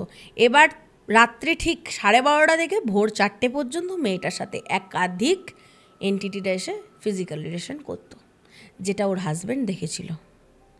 মেয়েটা আস্তে আস্তে পুরো বিছানা নিয়ে নেয়, রান্নাবান্না তো ছেড়েই দাও, খাওয়া দাওয়াও করতো না। বলে ওর হাজব্যান্ডটা বলছে, পূর্ণিমাদি ও বেঁচে আছে কী করে জানি না, খায় না, জলের বোতল আমি যেমন রেখে ডিউটি যাই আমি এসে দেখি তেমনই আছে। আচ্ছা, এরকম অবস্থার জন্য একজন সহচারীকে রাখা হয়েছিল, কাজের হাউস হেল্পার রাখা হয়েছিল, রান্নাবান্না এসব করে দেওয়ার জন্য। তো সেও এমন অনেক কিছু দৃশ্য দেখে যার কারণে ও কাজ করতে আসে না, আসতে চায় না। ও দেখে মাঝে মধ্যে বৌদি নাকি বসে নিজের রক্ত চাটতো, নিজের রক্ত চাটতো। আচ্ছা, চুলটাকে নিয়ে গ্যাস ওভেনের কাছে দাঁড়িয়ে চুলটাকে পোড়াতো, দাঁড়িয়ে দাঁড়িয়ে চুলটা পোড়াতো। আবার যখন অনেকটা উঠে যেত মানে চিৎকার করতো জোরে জোরে। তো এইসব দেখার পর 2-3 জন নাকি কাজে এসেও চলে গেছিলো, আর কাজ করতে আসেনি। কেউ আসবে না ওরকম বাড়িতে, সবাই ভয় পাবে। এবং এই ভয় যদি তুমি পেয়ে গেছো, তোমার যদি অরাটাকে ও পুরো নিঃশেষ করে নেয়, পুরো যদি ওর কন্ট্রোলে চলে আসে যে না এ ভয় পাচ্ছে, তুমি যখন ভয় পাবে তোমার হার্টবিট বেড়ে যাবে, তোমার প্রেশার ফল করতে থাকবে, ঠিক আছে? প্রেশার ফল, তখনই তুমি কিন্তু অচৈতন্য হয়ে যাবে, অজ্ঞান হয়ে যাবে। তার মানে তোমার পুরো মানে কী বলবো, অরাটা যে পজিটিভ অরা সেটাকে পুরো শোক করে নিচ্ছে, একদম চুষে নিচ্ছে। এই ভয়টা পাওয়া যাবে না, সবার জন্য বলবো। ভয় পেলেন কি গেলেন, ভয় পাওয়া যাবে না। আপনি যাই দৃশ্য দেখে নিন, জানবেন ঈশ্বরের ওপর কিচ্ছু নেই, কোনো ডেভিলস কিচ্ছু ঈশ্বরের ওপর হতে পারে না। আপনি হনুমান চালিসা করুন, আপনি নৃসিংহ মন্ত্র করুন, যা খুশি করুন, কিন্তু ভয় পাবেন না। আপনি সমাধান খুঁজুন, কিন্তু ভয় পাবেন না। এরপর মেয়েটা যখন সমস্ত কিছু ঘটনা বলল যে আমার এই করে রাখা আছে, আমার সাথে এই আসে এবং আমার সাথে সহবাস করে, এটা কে বলছে এই ঘটনাটা? অনামিকাই বলছে তো?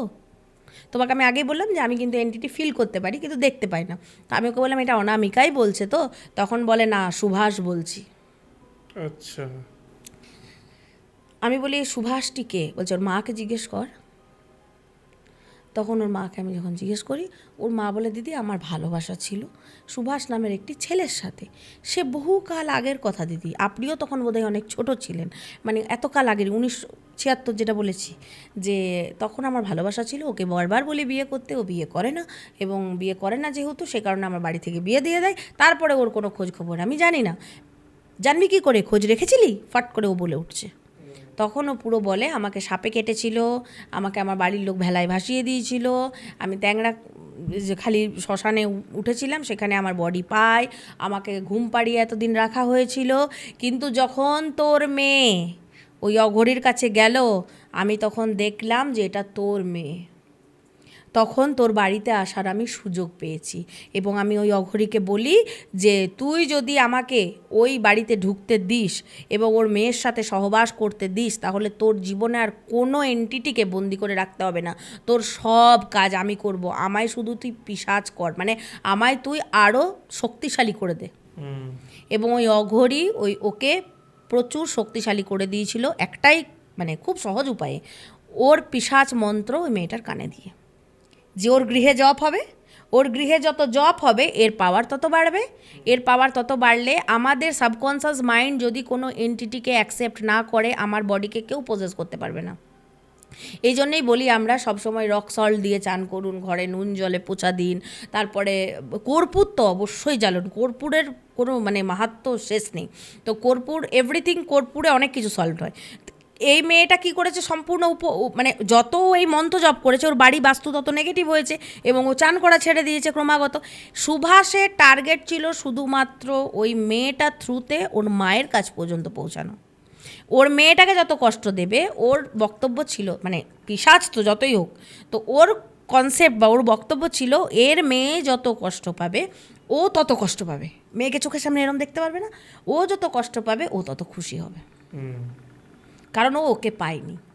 এবং ওকে পায়নি বলে যে তা ওর মুক্তিও ঘটেনি, কিন্তু ওকে বন্দি করে মানে ওর পুরো লাইফ হেল হয়ে গেছিলো। একটা এন্টিটিরও তো লাইফ হয়, মানে আজকে যদি ওর সাপের কামড়েই মৃত্যু হয়ে যেত, ঈশ্বর যদি নারায়ণ যা চাইতেন তাই হতো, হয়তো স্বর্গলোক হতো, নরকলোক হতো, যাই হোক, কিন্তু এইভাবে তাকে ঝুলে থাকতে হতো না, পুরো লাইফটা হেল হয়ে গেল।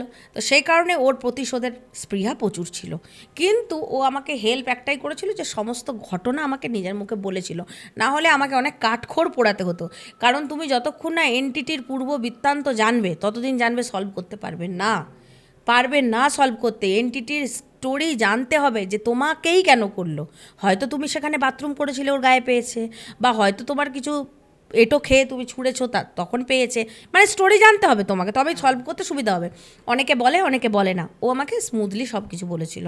আলম তুই কি মুক্তি পেতে চাস? তখনও খেপে গেছে, না আমি থাকবো, ওর মেয়েকে নিয়ে যাব, ওর মেয়েকে নিয়ে গিয়ে ওরকম বন্দি করে রাখবো, কর কর কর মন্ত্র জপ কর, মন্ত্র জপ কর, মন্ত্র জপ কর।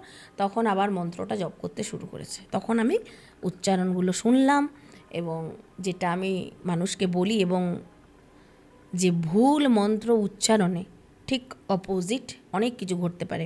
ভুলভুলাইয়া 3 বেরিয়েছে জানো তো, ভুলভুলাইয়া 3-তে এই মন্ত্রের ব্যাপারই কিন্তু রয়েছে, যে একটা মন্ত্র সেটাকে রিভার্সে চালিয়ে কত বড় দানব তৈরি হয়ে গেছিলো জানো তো, ভুলভুলাইয়া 3-তে আছে।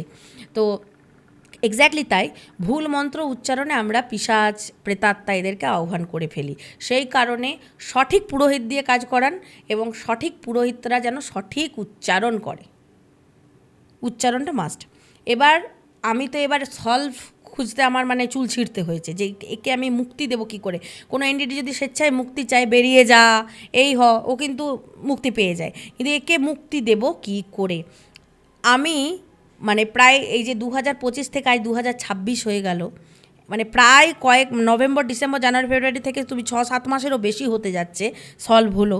তো আমি কি করেছিলাম এতদিন? মানুষ বলে ফোনে পাওয়া যায় না, কোথায় কখন থাকি নিজেও জানি না। ওই শ্মশান গেলাম যেখানে ওর বডিটা এসছিল, ওই শ্মশানের লোকজনের সাথে কথাবার্তা বললাম, যারা লোকাল টোম এদের সাথে কথাবার্তা বললাম। ওরা বললো দিদি আপনি কত সাল আগের কথা বলছেন বলুন। তখন আমাদের বাপ ঠাকুরদা অর্ধেক লোক বেঁচে আছে, অর্ধেক লোক বেঁচে নেই, অর্ধেক লোক বুঝতেই পারছে না কী বডি এসছে, কোন অঘরী থাকতো সেই অঘরী এখন থাকেও না এখানে, কোথায় থাকে কেউ জানে না, অঘরীর নাম জানি না, কারণ সে প্রচারের আলোয় যে খুব আছে তা কিন্তু নয়। মেয়েটা কোথা থেকে সন্ধান পেয়েছে বললো সোশ্যাল মিডিয়ায়, কিন্তু ওই অঘরীকে আমিও নিজে মানে নাম শুনে ফেসবুক বলো, ইনস্টাগ্রাম বলো, ইউটিউব বলো সার্চ করেছি, পাইনি, কোথাও পাইনি। ওই সুভাষই বলে যে ওই অঘরী থাকে এখন বর্তমানে রাজস্থান। আচ্ছা, মানে এই মেয়েটার ঘটনা ঘটিয়ে দিয়ে তারপর ও রাজস্থান চলে গেছে, এখন নাকি রাজস্থানে থাকে, এবং ওকে ও এতই পাওয়ারফুল করে দিয়েছে যে ওকে আর এসব করতে লাগে না, কোনো এন্টিটিকে ক্যাপচার করতে এইসব করতে লাগে না। কারণ ও বলেই ছিল সুভাষ যে তুই যদি আমার এই মনোবাঞ্ছনা পূর্ণ করে দিস সারা জীবনের জন্য আমি তোর। তো ও রাজস্থান চলে গেছে, তাকে তো ধরা রাজস্থানে গিয়ে সম্ভব না, বা আমি কি করব তার কাছে গিয়ে? এটা তো বুঝতে পারছো সে কোনো সাধারণ না, যথেষ্ট পাওয়ারফুল এবং নেগেটিভ পাওয়ারফুল, পজিটিভ না। তো তখন আমি আমাদের তারাপীঠের যে ডোমের কথা আমি বারবার বলি, ওর সাথে কথা বললাম।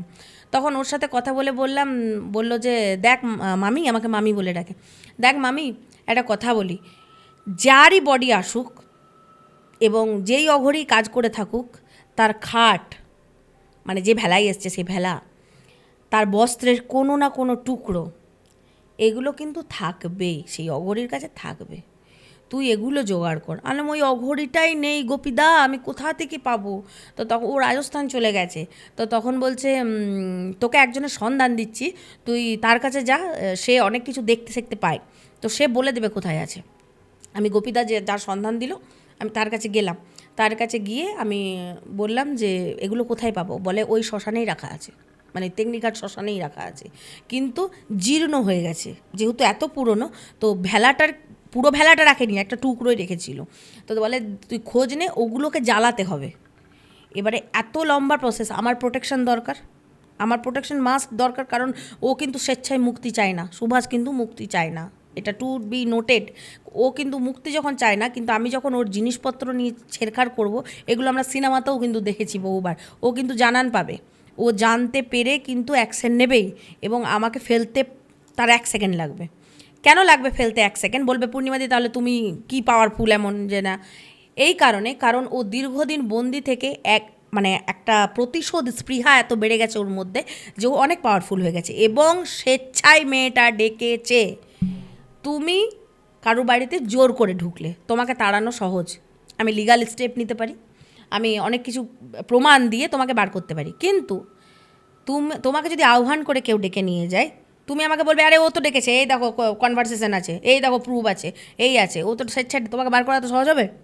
এক্স্যাক্টলি এন্টিটিদের ক্ষেত্রেও তাই, যেহেতু মেয়েটা স্বেচ্ছায় ডেকেছে। তখন আমি ওই শ্মশানে গিয়ে অনেকজনের সাথে কথা বলেছি, অনেকজনের সাথে, মাঝখানে আমি যেতে পারিনি, আমার অ্যাসিস্ট্যান্ট গিয়ে খোঁজ নিয়েছে, বলেছে। তখন একজন বহু পুরাতন লোক, আমাদের বাবা ভক্তগিরিজি রয়েছেন, সেই ভক্তগিরিজির শিষ্য, বাঁকুড়ার পাহাড় ওখানে থাকেন, ওই বাবা ভক্তগিরিজি আমার গুরু, মানে আমার কুলের গুরু ছিলেন বাবা ভক্তগিরিজি। ভক্তগিরিজির শিষ্য আমাকে বলে দেখ মা, এই এই জিনিসগুলো এখানে আছে, তুই যা, তুই বার করে এইভাবে কাজ কর, আমাকে কাজ বলে, এবং আমার শরীর বন্ধন করে দেয়। বাবা ভক্তগিরিজির শিষ্য আমার শরীর বন্ধন করে দেয়, এবং কিছু মন্ত্র এমন দেয় যেটা বলে তুই যখনই বিপদে পড়বি তুই পাবি। এবং তোমাকে আজকে, আমি এতদিন পডকাস্ট করছি বা আমি এই লাইনে আছি, আজকে একটা খুব সত্যি কথা বলছি, কোনো কিছু এমনি এমনি ঘটে না। আমি এমন পরিবারে জন্মগ্রহণ করেছিলাম, খুব মধ্যবিত্ত পরিবার। আমি বিয়ের পর এই লাইনে এসেছি, তোমরা জানো আমার হাজব্যান্ডই হচ্ছে আমার গুরু, শিক্ষা যিনি দেখিয়েছেন, এবং এছাড়া দীক্ষাগুরু আরেকজন রয়েছেন, অবশ্যই কালপুরুষ সিদ্ধ। তো আমি যে ঘরে জন্মগ্রহণ করি সেই ঘরে ভক্তগিরিজি আসতেন। আমি তখন না 5-6 বছর, শান্তদ্বীপ। আমি দেখতাম এই দাড়ি, এবং আমার ঠাকুমাও বেঁচেছিলেন তখন। তো বাবা ভক্তগিরিজি বলতেন আরে একে নিয়ে চিন্তা করতে হবে না, ওর ভবিষ্যৎ। আসতেন একসাথে 12 জন 15 জনকে নিয়ে ঢুকে যেতেন। এবার আমরা ভাবতাম বাবা হঠাৎ এই খাবার কর, খিচুড়ি কর। বাবা শিবের উপাসক ছিলেন ভক্তগিরিজি, খিচুড়ি কর। এবারে আমার মারা না খুব বিড়ম্বনায় পড়ে যেত, এতজনকে নিয়ে এসছে কি, মানে এটা ভাবছে, ঠিক আছে মা ভাবছে। তো তখন উনি বলছেন চিন্তা করছিস কেন, হাঁড়ি বসা না। এরম মানুষ আমি দেখেছি, এটা আমার মানে সৌভাগ্য। তো হাঁড়ি বসা না, এই যে হাঁড়ি, মা গল্প বলে যে বিশ্বাস কর আমি হাঁড়ি বসাতাম, আর মানে কয়েক কৌটো চাল ডাল করতাম, সবার খাওয়া হয়ে যেত। ঠাকুমাকে একবার বলেছিল, আমার বাড়ি সবাই জানে আসানসোলের ওইদিকে রানীগঞ্জ, তো বলেছিল ঠাকুমাকে আমাকে কোলে নিয়ে দামোদর পার করবি যখন বান আসবে। ঠাকুমা বলেছিল বাবা তোমায় কোলে করে কি করে পার করবো, ভারী তো। বলছে কোলে নিয়েই দেখ না। আমার ঠাকুমা গল্প বলে বাবা ভক্তগিরিজিকে যখন তোলেন যেন মনে হচ্ছে ফুলের সাজি নিয়ে যাচ্ছি, ফুলের সাজিয়ে, এবং ঠাকুমার হাইট 5 ফুট একটু ছিল। ঠাকুমা ডোবেনি তখন দামোদরে বান, ঠাকুমা ডোবেনি, বাবা ভক্তগিরিজিকে ওই পার থেকে এই পারে নিয়ে এসেছিলেন। জানো আমি সেই বংশের মেয়ে যে আমি ছোটোবেলা থেকে বাবা ভক্তগিরিজির আশীর্বাদ প্রাপ্ত, কিন্তু বাবা ভক্তগিরিজি কোনো দিন আমার কোষ্ঠী দেখেনি, কোনো দিন প্রেডিকশন করেননি, কিচ্ছু না, শুধু বলেছিলেন এই মেয়ে ঈশ্বর আশীর্বাদ ধন্য, ওর অনেক কিছু ক্ষমতা আছে বলার। এবং আমরা কোনো দিন যে মানে তন্ত্র সাধকের সাথে আমার বিয়ে হবে বা সেই রকম ছেলের সাথে বিয়ে দেবো আমার মা বাবারা ভাবেননি। সবাই ভেবেছিল সরকারি চাকরি হবে, এই হবে এই হবে, কিন্তু ভবিতব্য অন্য কিছু লেখা, ঘটে গেছে অন্য কিছু, এবং আমিও এই লাইনে এইভাবে ঢুকে গেলাম। বুঝতে পেরেছো? তো আমি যখন ভক্তগিরিজির শিষ্যের কাছে যাই, উনি বাবার নাম শুনে বা যখন শুনলেন যে আমাদের বাড়িতে আসতেন, সর্বতোভাবে আমাকে সাহায্য করেছে। কারণ দেখতে গেলে আমার গুরু ভাই, মানে আমাদের বংশের গুরু ভাই হচ্ছে, তিনি আমাকে সর্বতোভাবে সাহায্য করলেন এবং বললেন গেরুয়া বস্ত্র পরে যাবি, অবশ্যই গেরুয়া বস্ত্র পরে যাবি, বাবার নাম নিয়ে যা, আলাখ নিরঞ্জন। তখন আমি গেলাম, ওই জোগাড় করেছি সুভাষের সব জিনিসগুলো জোগাড় করে, এবার আমার বরকেও নিয়ে গেছিলাম, তোমার দাদাকেও নিয়ে গেছিলাম। এবার একটা পুতুল বানালাম, পুতুল বানিয়ে ওই ভেলাতে শোয়ালাম, ঠিক যেমন থাকে ভেলাতে শোয়ালাম। ভেলাতে শুইয়ে ওই যে জামার এক টুকরো, মানে ওটা যে জামাও তুমি বুঝতে পারবে না, সুতোর থেকেও ক্ষীণ হয়ে গেছে, ওটাকে ওই পুতুলটার উপর দিলাম। দিয়ে আমি আরও কিছু দ্রব্য থাকে সেগুলো করে মন্ত্র উচ্চারণ করে পুরো প্রসেস আমি করেছি। আমার স্বামী আমাকে দাঁড়িয়ে থেকে বলেছে তুমি নিজের হাতে করো, তোমার ক্লায়েন্ট তুমি নিজের হাতে করো, যতক্ষণ না তুমি মাঠে খেলছো ততক্ষণ তুমি কিন্তু খেলা শিখবে না, কিচ্ছু ভয় নেই, আমরা আছি, কিচ্ছু হবে না। পাশে দাঁড়িয়ে থেকে গাইড করে গেছে, আমি পুরো প্রসেস ফলো করেছি, কাজ করেছি এবং বাবা ভক্তগিরিজিকে স্মরণ করে কাজ করে গেছি। আর মুখাগ্নি যখন করি তখন আমাকে ফেলে দিয়েছিল।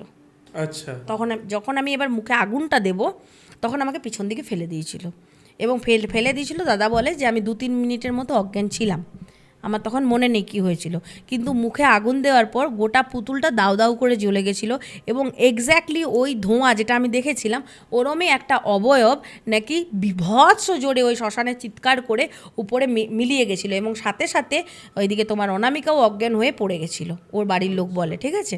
এবং আমি 2-3 মিনিট অজ্ঞান থাকি, তারপরে জল টল দিয়ে যখন ওঠাই তখন আমি ওই ধোঁয়াটাকে দেখতে পাই। আমি এটা আমি দেখেছি এই অবয়বটাই তো এখানে চলে এসছে, এরম আমি বলছিলাম। তখন দাদা বলছে হ্যাঁ ও এবার যাবে। তখন ও বলে তোরা আমাকে মুক্তি দিলি তো এইভাবে, মানে আকাশবাণী যেমন হয়, বলছে সবাই যে শুনতে পাবে তা কিন্তু না, আমি শুনতে পেয়েছি। আমাকে বলছে তুই এইভাবে আমাকে শাস্তি দিলি তো, ঠিক আছে, ওই অঘরী তোকে ছাড়বে না, ও কিন্তু জানতে পারবে, ও কিন্তু তোকে ছাড়বে না। তো আমি জানি না ভবিষ্যৎ কি আছে, ভয় তো পাই না, বরং নিজের শক্তি, নিজের অরাটাকে আরও পজিটিভ করার চেষ্টা করছি এবং জপের সংখ্যা আরও বাড়িয়ে দিয়েছি, কারণ সেই অঘরী নিশ্চয়ই কোনো চুনোপুঁটি অঘরী না। তবে আমি জানি ঈশ্বর যখন আছে আমার সাথে, আমার ক্ষতি হ্যাঁ ক্ষতি আমার কীরকম করতে পারে জানো তো, আঁচড়, আমারও আঁচড় পড়ে, আমার কিন্তু কবচ সর্বক্ষণ থাকে, প্রোটেকশন আছে, আঁচড় পড়ে, হাত ভেঙে যায়, হাড় ভাঙা বা কোনো রকম খুব মানে ডেজি ফিল হয় মাঝে মধ্যে, কিন্তু আমাকে সেইভাবে বিছানায় ফেলতে পারে না। এবং কিন্তু এটা থ্রেটনিং আছে যে তোকেও দেখে নেবে এবং কারুর বাড়া ভাতে ছাই দিলে স্বাভাবিক সে একটু দেখবেই। খুবই মারাত্মক একটা। কিন্তু অনামিকা এখন সুস্থ এবং সুস্থ মানে এতটাই ভালো, সে কনসিভ করেছে। আচ্ছা, আরো ভালো খবর এটাই, কনসিভ। আচ্ছা, খুবই মারাত্মক, মানে ডেঞ্জারাস এটা, এই ঘটনাটা ভাবা যায় না, এইরকম একটা ভাবা যায় না। প্রথমত একটা তো কর্মফলের একটা ব্যাপার আছে, তার মধ্যে কিন্তু আমি এই এখানে কানেকশনটা কর্মফল দেখবো না, হ্যাঁ নেই, মানে টেকনিক্যালি যদি ভাবি, এক্স্যাক্টলি হয়তো ছেলেটার দিক দিয়ে ভাবলে মনে হবে যে আচ্ছা মেয়েটা এরকম ভাবে বিয়ে করে নিল তাই বিষয়টা, বাট কোথাও সেটাও নয়। আমার মনে হয় যে দেখো একটা বাড়িতে 1976 সালে যদি দীর্ঘদিন কাউকে হ্যাঁ বিয়ে করব, হ্যাঁ এমন তো ব্যাপার ছিল না, আমি আমার কেরিয়ার গড়ছি এখনকার মতো। এখন আমি বিয়ে করব না বাবা, আমি কেরিয়ারের দিকে, 30 বছরে বিয়ে করলেও কিছু যায় আসে না। তখন কি ছিল, আরে 20 বছর 22 বছর মেয়ে হয়ে গেছে মানে বিয়ে দিতেই হবে, খুব পুরনো নয় সাল, কিন্তু তখন তবু 20 বছরে তখন বলে বয়স্ক হয়ে গেছে, 20-22 মানে পাড়ার লোক কথা বলতে শুরু করবে না। এবারে মেয়েটারও কিছু করার ছিল না, ও বিয়ে করে নিয়েছে, ছেলেটা তখনও কোনো কাজ করে না। এক্স্যাক্টলি তাই। আচ্ছা, যখন আমরা এই ঘটনাটা শুনলাম, এখানে একটা ঘটনার মেইন গুরুত্বপূর্ণ জায়গা হচ্ছে একটা মন্ত্র, যার জন্য এই মানে এটা এত কিছু হলো এই ঘটনায়। তো আমি জানতে চাইছি কোন এমন মন্ত্র আছে যেটা ধরো তান্ত্রিক, মানে তোমাদের মন্ত্র তো আলাদা বিভিন্ন হয়, কিন্তু সাধারণ মানুষরা কোন এমন মন্ত্র বলতে পারবে বা পড়তে পারবে বা জপ করতে পারবে যার জন্য এই ভূত প্রেত থেকে দূরে থাকা যায়, এমন কি কিছু আছে? সাধারণ মানুষ বলতে পারে যেটা, দেখো ভূত প্রেত দেখতে গেলে মহাদেবের বাহন, গণ তো বেতাল সব মহাদেবের, তাহলে আমি বলবো সাধারণ মানুষকে শাম্ভ সদা শিব, ওম নমঃ শিবায় সবার জন্য নয়, আচ্ছা। ঠিক আছে? একটা জিনিস তুমি দেখেছো, সবাই বলে ওং কৃষ্ণায় নমঃ, হুম ওং বিষ্ণু নমঃ, বা ওং পদ্মাবতী, বা ওং মহেশ্বরী, ওং জয় দুর্গা, যাই হোক। কিন্তু বা আমরা নমটাকে পরে বলছি, হুম ওং বিষ্ণুবে নমঃ, ওং গোবিন্দায় নমঃ, নমটা পরে, কিন্তু শিবের ক্ষেত্রে কি আসছে? ওং নমঃ শিবায়।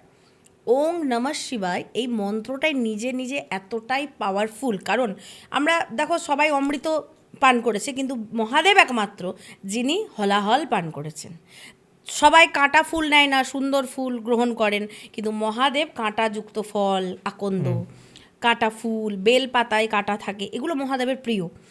তাই সকল দেবতাদের জন্য যখন মন্ত্র দেওয়া হচ্ছে, সকলে কিন্তু নম আগে নিয়ে, নিজেদের নামটা আগে নিয়ে নমটা লাস্টে নিচ্ছিলেন। মহাদেব একমাত্র যিনি বললেন আগে সমর্পণ করো নিজেকে, নম মানে সমর্পণ করো নিজেকে, তারপর আমার নাম ওং নমঃ শিবায়। কিন্তু ওং নমো গোবিন্দায় হয় না, ওং গোবিন্দায় নম।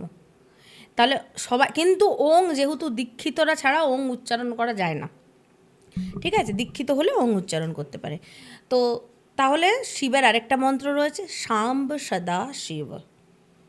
আচ্ছা। এছাড়া বজরংবলীর হনুমান চালিসা রয়েছে, ভূত প্রেত থেকে সবাই করো, র্যান্ডাম করো।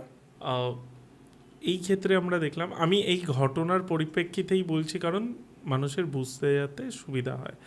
এই ক্ষেত্রে যদিও এই ক্ষেত্রে অতটা হয়নি, মানুষটা বাড়ির বাইরে গেছে তারপর এফেক্ট করেছে, বাট আমি বলছি যে এই যে বাড়ির বাস্তুতেও তো প্রবলেম হয়। তুমি আমাদের সম্ভবত লাস্ট যে আগের বছর একটা ঘটনা বলে গেছিলে, সেখানে বাস্তুতে কিছু প্রবলেম ছিল আচ্ছা, সম্ভবত, আমার মনে পড়ছে না।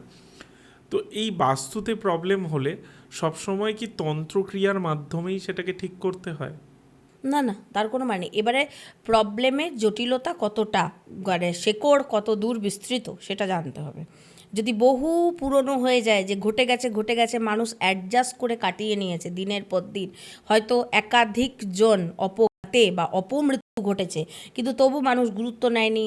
হ্যাঁ, নারায়ণ পুজো করিয়েছে, সবাইকে যখন বলি হোম হয়েছে বাড়িতে, হ্যাঁ ওই তো সত্যনারায়ণ হয়েছে, কিন্তু সব ক্ষেত্রেই সত্যনারায়ণ, হ্যাঁ সত্যনারায়ণ প্রযোজ্য নয় আমি বলবো না, কারণ নারায়ণকে দিয়েই করানো হবে, কিন্তু কোথায় দক্ষিণাকালী হবে, কোথায় রক্ষাকালী হবে, কোথায় বামাকালী হবে, কোথায় নারায়ণ বলিযাগ হবে, কোথায় পঞ্চাঙ্গ শস্ত্রয়ন হবে, এগুলো সব সমস্যার উপর ডিপেন্ড করছে। তোমার ক্যান্সার হয়েছে, তুমি পেনকিলার খাবে না, তাই তো? তো তোমাকে আগে সমস্যার নির্ধারণ করতে হবে, যে এই সমস্যা সমাধান কে করবে, সঠিক লোকের কাছে যেতে হবে, এবং সমস্যার গুরুতর কতটা সেটা যে ব্যক্তির কাছে গেলেন তিনি বিচার করবেন, এবং তারপর ডিসিশন যে সেই বাস্তুতে কি করা হবে। আচ্ছা। এই যে ব্ল্যাক ম্যাজিক হলে, যে মেয়েটির ওপর কাইন্ড অফ ব্ল্যাক ম্যাজিকই হয়েছে, এটা বলাই চলে বলা চলে। একদিক দিয়ে। এই ব্ল্যাক ম্যাজিক হলে একটা মানে জেনুইন যে তান্ত্রিক হবে, তার কতটা সময় লাগবে এটা কাটাতে? 90 ডেজ 90 ডেজ, এটা কি মিনিমাম? মিনিমাম, আচ্ছা। ম্যাক্সিমামও হতে পারে। আচ্ছা। 90 ডেজ কিন্তু ডেডলাইন নয়। আচ্ছা। আচ্ছা, অনেকে কিন্তু, হ্যাঁ ভালো প্রশ্ন, অনেকে কিন্তু খুবই হয়ে যায়, ভেঙে পড়ে, 3 মাস তো হয়ে গেল কিছুই হলো না। রাশি লগ্ন নক্ষত্র বা কোন ব্যক্তির ওপর ক্রিয়া করা হচ্ছে, তার অরা কতটা পজিটিভ কতটা নেগেটিভ, তার পাস্ট লাইফ, তার কর্মফল, সমস্ত কিছু মিলিয়ে রেজাল্ট ডিপেন্ড করে। কিন্তু তুমি যখন আমার হাতটা ধরবে, তখন তোমাকে বিশ্বাস রেখে ধরে থাকতে হবে। ধরো এই এই ঘটনা দিয়ে আবার বলি যে একটা তন্ত্র সাধক ভুল হলে আমরা দেখলাম এই ঘটনায় কি হতে পারে। ভুল তো নয়, উনি তো ওনার দিক থেকে ভুলকে ঠিক করে দেবে। ভুল ঠিকের মাপকাঠিটা কি এক্স্যাক্টলি? আমরা শুনে সেটাকে আমাদের মানে মতে judge ভুল, করছি, হ্যাঁ। তার মতে সে ঠিক। হ্যাঁ, এবার ধরো একটা মানুষ গেল কোনো একটা তন্ত্র সাধকের কাছে, সে মানুষটা ঠকে গেল, ওকে, হতেই পারে। তো তন্ত্র সাধক যদি সত্যি ভুল হয়, অ্যাকচুয়ালি ভুল হয়, তাহলে কি কি বিপদ হতে পারে? এক তো পয়সার একটা ঠকলো, ওটা তো সবাই জানে, তাছাড়া সব তান্ত্রিকরাই পয়সা নেয় না, আচ্ছা কেউ কেউ আছে কিন্তু পয়সা নিচ্ছে না, তার মানে ওখানে বুঝতে হবে আরও গণ্ডগোল আছে একদম। কারণ বর্তমান কলিযুগে গুরু বামদেব, ঠাকুর রামপ্রসাদ বা এরকম আরও তন্ত্র, যাদের ঘর বাড়ি নেই, অর্থের প্রয়োজন প্রত্যেকের আছে, এবং এটা প্রফেশন বলতে গেলে, মানে হয়তো তারা উপকার করছে এবং উপকারের বিনিময়ে রামসাম কিছু একটা অ্যামাউন্ট নিচ্ছে, কিন্তু সে যখন বলছে আমি কিছুই নেব না, তার মানে সে অন্য কিছু নেবে। আপনাকে অদৃশ্যভাবে সে কিছু নিচ্ছে। ওই যে আগেই বললাম রোগও আমি দেবো, সারাবও আমি, সে তার বদলে অন্য কিছু। এই এই তোমার মনে হয় এই অঘরী বিশাল কিছু নিয়েছে ওই মহিলার কাছ থেকে? বা যদি বলতো যে আমি হিউজ একটা অ্যামাউন্ট নেব, এই মহিলা নিজে তো কিছু করতো না, অনামিকা নিজে কিছু করতো না, তাহলে সে স্বামীর কাছ থেকে চাইতো, তখন স্বামী প্রশ্ন করতো যে এই টাকাটা তুমি কী করবে এতগুলো টাকা। তার মানে সে রামসাম একটা অ্যামাউন্ট হয়তো নিয়েছে বা নেয়নি, ঠিক তো? কিন্তু তার বদলে সে শেষ করে দিয়েছে। আর একটা কথা মনে রাখবেন, যে তন্ত্র সাধক হবে সে এমনি এমনি চেয়ারে বসবে না, সে ন্যূনতম অ ক খ গ ঘ জানবে, এবং সে নিজে যদি কিছু নাও জানে, তার দীক্ষাত হয়েছে, তার গুরু জানবেই। তাই আমি একটা খুব অ্যাওয়্যার করার জন্য কথা বলবো, এটা জাস্ট মানে ক্যাজুয়াল নেবে কিনা আমি জানি না, মানুষ ক্যাজুয়াল নেওয়াটা উচিতও না। কারণ হচ্ছে আপনার কাজ হয়নি তার মানে এই নয় যে সে সাধক কিছু জানে না। তার নিজের যখন প্রয়োজন পড়বে তখন আপনার ঘাড়ে বাঁশটা সে খুব ভালোভাবে দিতে পারবে। ঠিক আছে? ডাক্তার জানে কোন রোগের চিকিৎসা কিসে সম্ভব, নিরাময় কিসে সম্ভব। বাস এটা বুদ্ধিমান লোক, আমি কি বলতে চাইছি আই থিঙ্ক বুঝে যাওয়ার কথা। আশা করছি।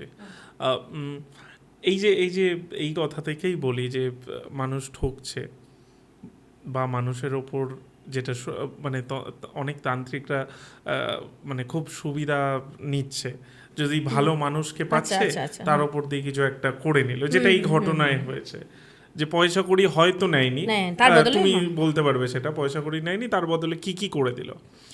এবার এইটা থেকে বাঁচার জন্য বিভিন্ন তান্ত্রিক, বা তুমিও মাঝে মাঝে বলে থাকো যে প্রোটেকশনের খুব দরকার। তো ধরো কেউ কোনো জায়গায় যায়নি, তার উপর কোনো তন্ত্রক্রিয়া হয়নি, কিন্তু সে মনে করছে যে না আমি আগে থেকেই প্রোটেকশন নিয়ে রাখি, এটা কি সম্ভব? হ্যাঁ, অবশ্যই সম্ভব। সে প্রোটেকশন এইভাবে নিতে পারে বিভিন্ন, যদি বলে যে আমি কোনো কবজ পরবো না, বা অনেক জায়গায় অনেকে, যেমন ধরো এয়ার হোস্টেস বা অনেক এরকম প্রফেশন রয়েছে যেখানে কবজ টবজ পরা গলায় বা কোথাও যায় না, বা স্ক্যান করলে ধরা পড়ে তখন হয় না। কি করবেন? প্রচুর পরিমাণে জব সংখ্যা বাড়াতে হবে, তার গুরু দরকার। জীবনে গুরু থাকা ভীষণ, প্রথম থেকে শেষ বলবো যে কোনো মানুষের গুরু থাকা, সঠিক গুরু থাকা দরকার, যে মার্গ দর্শন করাবে। ঠিক আছে? এবং আরেকটা কথা, গুরু মন্ত্র দিল, আমি আজকে কানে মন্ত্র নিলাম, কালকে জব করলাম, পরশু জব করলাম, তারপরের দিন থেকে আর করলাম না, মানে এখানে গুরু সহ মন্ত্রের অবমাননা করা হচ্ছে। একটা কথা মাথায় রাখো, গুরু যেমনই হোক, গুরু গুরুই, হ্যাঁ, গুরুই শেষ গুরুই শুরু। এবার আমি বলবো যে কোনো গুরুর পরবর্তীকালে জানতে পারছেন চরিত্র ভালো না, সাপোজ জানতে পারছেন, কিন্তু আপনাকে মন্ত্রটা দিয়েছে তো, মন্ত্রটা সবসময় সব ক্ষেত্রে যে খারাপ হবে তা নয়, মন্ত্রটার তো পাওয়ার রয়েছে, তো আপনি মন্ত্রটা জপ করুন। আচ্ছা, আরেকটা কথা বলি, মন্ত্রের জপ সংখ্যা বাড়ানো যায়, কমানো যায় না। যেমন আজকে তুমি 21টা জব করলে, কালকে তোমার টাইম নেই, তুমি 8টা জব করতে পারো না। 21টা তোমার টাইম আছে, 44টা করো, 51টা করো, 108টা করো, কিন্তু 108 করলে মানে জানবে এবার তোমাকে 108 চালিয়ে যেতে হবে, আর কমানো যাবে না। বাড়িয়ে দাও মানে বাড়িয়ে দাও। তাহলে তোমায় এমন একটা সংখ্যা ধরে চলো যেটা তুমি রেগুলার মেনটেন করতে পারবে। হয় তুমি তো সাধক হওয়ার নেই রে বাবা, তুমি তো সাধারণ মানুষ, নিজের পড়াটাকে পজিটিভ করছো। চক্র, এই যে আমাদের 7টা চক্র, এটা কিন্তু অধ্যাবসায়, ব্যায়াম, যোগ ব্যায়াম, অবশ্যই জিম নয়, যোগ ব্যায়াম এবং মন্ত্র উচ্চারণে একাগ্রতার উপরই আমাদের চক্রগুলো জাগরিত হয়। সবার আগে প্রত্যেকটা মানুষের মূলাধার চক্র জাগরিত হয়, যেহেতু এটা পুরো আমার সাথে, ভূমির সাথে স্পর্শ। মূলাধার চক্র জাগরিত হলে আপনার মধ্যে অনেক চেঞ্জেস আসবে। প্রথম চেঞ্জেস যেমন, খুব সহজে গসিপ করতে ভাল লাগবে না, কারোর নামে নিন্দে শুনলে ওখান থেকে উঠে চলে যেতে ইচ্ছা করবে, গসিপ করতে ইচ্ছা করবে না, খুব একা একা আস্তে আস্তে মনে হবে না যে বাজে তর্ক করব না। আচ্ছা, কোনো মানুষকে তুমি কন্টিনিউয়াস কিছু বোঝাচ্ছ যে এটা ঠিক না, এটা ঠিক না, এটা ঠিক না, বা এত নিজের গিরি কেন করিস, নিজের বড় লোকই কেন জাহির করিস, তুমি একবার বোঝাবে, দুবার বোঝাবে, 3বার, 4বারে দেখবে মানুষটা চেঞ্জ হচ্ছে না, তুমি কিন্তু, ও হাল ছাড়বে না, ও কিন্তু ওর মতনই থাকবে, কিন্তু তোমার যেহেতু চক্র জাগরিত হয়েছে, তোমার ওই বাজে তর্ক করতে ইচ্ছা করবে না, তুমি চুপ করে যাবে। কিন্তু তার মানে তুমি হার মেনে নিলে এটা নয়, বলে না মূর্খের সাথে তর্ক করতে নেই। তো তখন দেখবে তুমি নিজেই চুপ করে সরে যাবে। তৃতীয় কথা হচ্ছে তোমার, ওই যে বললাম, ধরো একটা ছেলে জব করছে এবং তার মূলাধার চক্র জাগরিত হয়েছে এবং তার ঘরে নিত্য শাশুড়ি বৌমার অশান্তি হয়, সে কিন্তু কোনো দিকেই দেখবে ঢলবে না, সে তখন ওই জায়গা থেকে উঠে বেরিয়ে যাবে। এবং সবসময় মনে হবে খুব কাম থাকি, খুব শান্ত থাকি। যত জব সংখ্যা বাড়াবে, ধরো একটা নির্দিষ্ট ব্রহ্ম মুহূর্তে উঠেও রোজ জব করছে, চক্র যত জাগরিত হতে থাকবে তার সেন্স, তার সিক্স সেন্স কাজ করা শুরু করে দেবে। আগে ও লোকটাকে চিনতো না, সে পাশের লোকটা তাকে ভুজুং ভাজুং বলে দিত, ও ভুলে যেত। ক্রমশ তার মধ্যে চেঞ্জেস আসবে, সে ফেস রিডিং করতে শিখবে, সে মানুষকে দেখে বুঝতে পারবে তার উদ্দেশ্যটা কী, তার মোটিভটা কী। একটা কথা প্রচলিত আছে, দুষ্টু গরুর থেকে শূন্য গোয়াল ভালো। তো আপনার মিত্র সংখ্যা কম হোক তাতে অসুবিধা নেই, কিন্তু দুষ্ট মিত্র যেন জীবনে না থাকে। তো যে কেউ কিন্তু নিজের অরাটা পজিটিভ করতে পারে। এছাড়া নিত্য রক সল্ট দিয়ে চান করুক, তারপর তোমার যেটা বলছিলে প্রোটেকশন, হ্যাঁ, নিত্য যদি কোনো মানুষ রক সল্ট দিয়ে চান করে তাহলে তার বডি পজিটিভ হতে থাকে ক্রমশ। আচ্ছা, একটা বেসিক প্রশ্ন করি, এটা হয়তো অনেকের কাছেই তুমি শুনে থাকবে, সেটা হচ্ছে অনেকের ক্ষেত্রেই কী হয়, বাড়ির এমন কোনো মহিলারা থাকে বা ধরো এরকম পাশের বাড়ির কোনো মহিলা, ওকে, সে কিন্তু কোনো তন্ত্র সাধকের কাছে যাচ্ছে না, বাড়িতেই কিছু একটা টুকটাক করছে, কাজ হয়ে যাচ্ছে। এটা কি সত্যি হয় এরকমভাবে? যেমন কিছু কিছু টোটকা দিয়ে থাকি আমরা। ধরো সামর্থ্য নেই, কারোর কাছে গিয়ে কাজ করাতে পারছে না, দশকর্মার দোকান থেকে অনেক কিছু জিনিস যেগুলো তোমার মোটামুটি 100 টাকার মধ্যে কমপ্লিট হয়ে যাবে, এগুলো কিনে কাজ করুক। যদি খুব বড় চার্টে সমস্যা না থাকে, খুব বড় প্রবলেম না থাকে, তাহলে ওর ওখানেই সলভ আউট হয়ে যাবে। সলভের কথা বলছি না, আমি বলছি যে পাশের বাড়ির মহিলা একে দেখতে পাচ্ছে না, সে তন্ত্রক্রিয়া করে দিল। না, তন্ত্রক্রিয়া তো সবার জন্য তন্ত্র না, ওই মানে একটু টুকটাক করে দিল, টুকটাক করছে ঘরে ঘরে লোক টুকটাক, কি না মানে ব্যবসাটা একটু পড়ে যাক বা এর যদি একটা সমস্যা হয়। কথাটা হচ্ছে কারোর ভালোর জন্য তুমি কি করছো সেটা করতে পারো, কিন্তু তাও সেটা দ্রব্য নির্ভর, মানে ধরো যখন আমি একটা মোরগ নিয়ে এসে কাজ করছি ঘরের মধ্যে, হয়তো মোরগটাকে বলে দিতে হবে, তাহলে এটা হার্ডকোর তন্ত্র হয়ে যাচ্ছে। তো মোরগ বলে দিচ্ছি, কাককে মারছি বা এসব করছি, তাহলে এগুলো ঘরে করা যাবে না, বা এগুলো যে কেউ করতে পারবে না, তোমাকে সেই রাইট কেউ দেয়নি। তোমার গুরু যদি বলে যে করো, তাহলে তুমি করতে পারো। গুরু যদি বলে, তার কারণ তোমার ওই দায়টা গুরু নিচ্ছে, তাহলে শাস্তিটা পেলে গুরু পাবে, তোমার কিছু হবে না। আচ্ছা, ঠিক আছে? তো তুমি র্যান্ডম কিছু ভিডিও দেখে তুমি ঘরে কাজ করতে পারো না, একদমই পারো না। আচ্ছা, বেশিরভাগ দেখবে কম বয়সী কলেজ ফ্রেন্ড ছেলেরা এগুলো করে দেখে। আর আদৌ যেমন বলি আমরা রাতে তেঁতুল তলায় যেতে নেই, হ্যাঁ, আমি ভিডিও দেখেছি, এই তো বসে তেঁতুল খাচ্ছি, এখন বাজে 2টো, দেখুন তেঁতুল খাচ্ছি। তুমি কিন্তু ভিডিওটাই ওইটুকুই দেখলে, যে তেঁতুলটা খাচ্ছে, ওর কিছু হয়নি, ও রাত দুপুরে তেঁতুল তলায় গেছে, তার 3 দিন পর তার সাথে কি ঘটলো, তার জ্বর এলো কি না, তার বাড়িতে কি চলছে তুমি জানো? তুমি খবর নিয়েছো? তুমি ভিডিও দেখে ভাবলে যে এরা ফ্রড, এই ঠিক, এই তো গেছে তেঁতুল তলায়, ভূত সঙ্গে সঙ্গে ঝাঁপিয়ে পড়বে ঘাড়ে? না তো, তার 3 দিন 4 দিন 1 সপ্তাহ 1 মাস পরেও অ্যাকশন নিতে পারে। তুমি তার খবর রাখছো, তারপর রাখছো না। আর ধরো এর উল্টোটাই, যে ব্ল্যাক ম্যাজিক কি সবাই ছাড়াতে পারে না, তাকে সাধক বা সাধিকাই হতে হবে? মানে ধরো যেটা আমি বলছিলাম, পাশের বাড়ি কেউ সে টুকটাক টোটকা জানে, সেই দিয়ে শাড়ি দিচ্ছে, সেটা কি সম্ভব হয়? ব্ল্যাক ম্যাজিক কতটা পরিমাণে সেই ব্যক্তির উপর করা হয়েছে, যদি কেউ পুতুল হেভি তন্ত্র হলে সেটা পারবে না, পারবে না, কেউ পারবে না। না, ঘরে ধরো যেমন আমাদের বাচ্চাদের নজর লাগলে আমরা লেবু লঙ্কা ক্রিয়া করি, বাচ্চা চুপ করে যায়, লঙ্কা পোড়া দিই, সাদা সর্ষে হলুদ সর্ষে দিয়ে কাজ করি, এগুলো ছোটোখাটো হাওয়া বাতাস লাগা ঠিক হয়ে যায়। কিন্তু যদি কেউ কিছু চালান করে, যদি কেউ কিছু পুতুল ক্রিয়া করে, এগুলো তো যে কেউ পারবে না ঠিক করতে।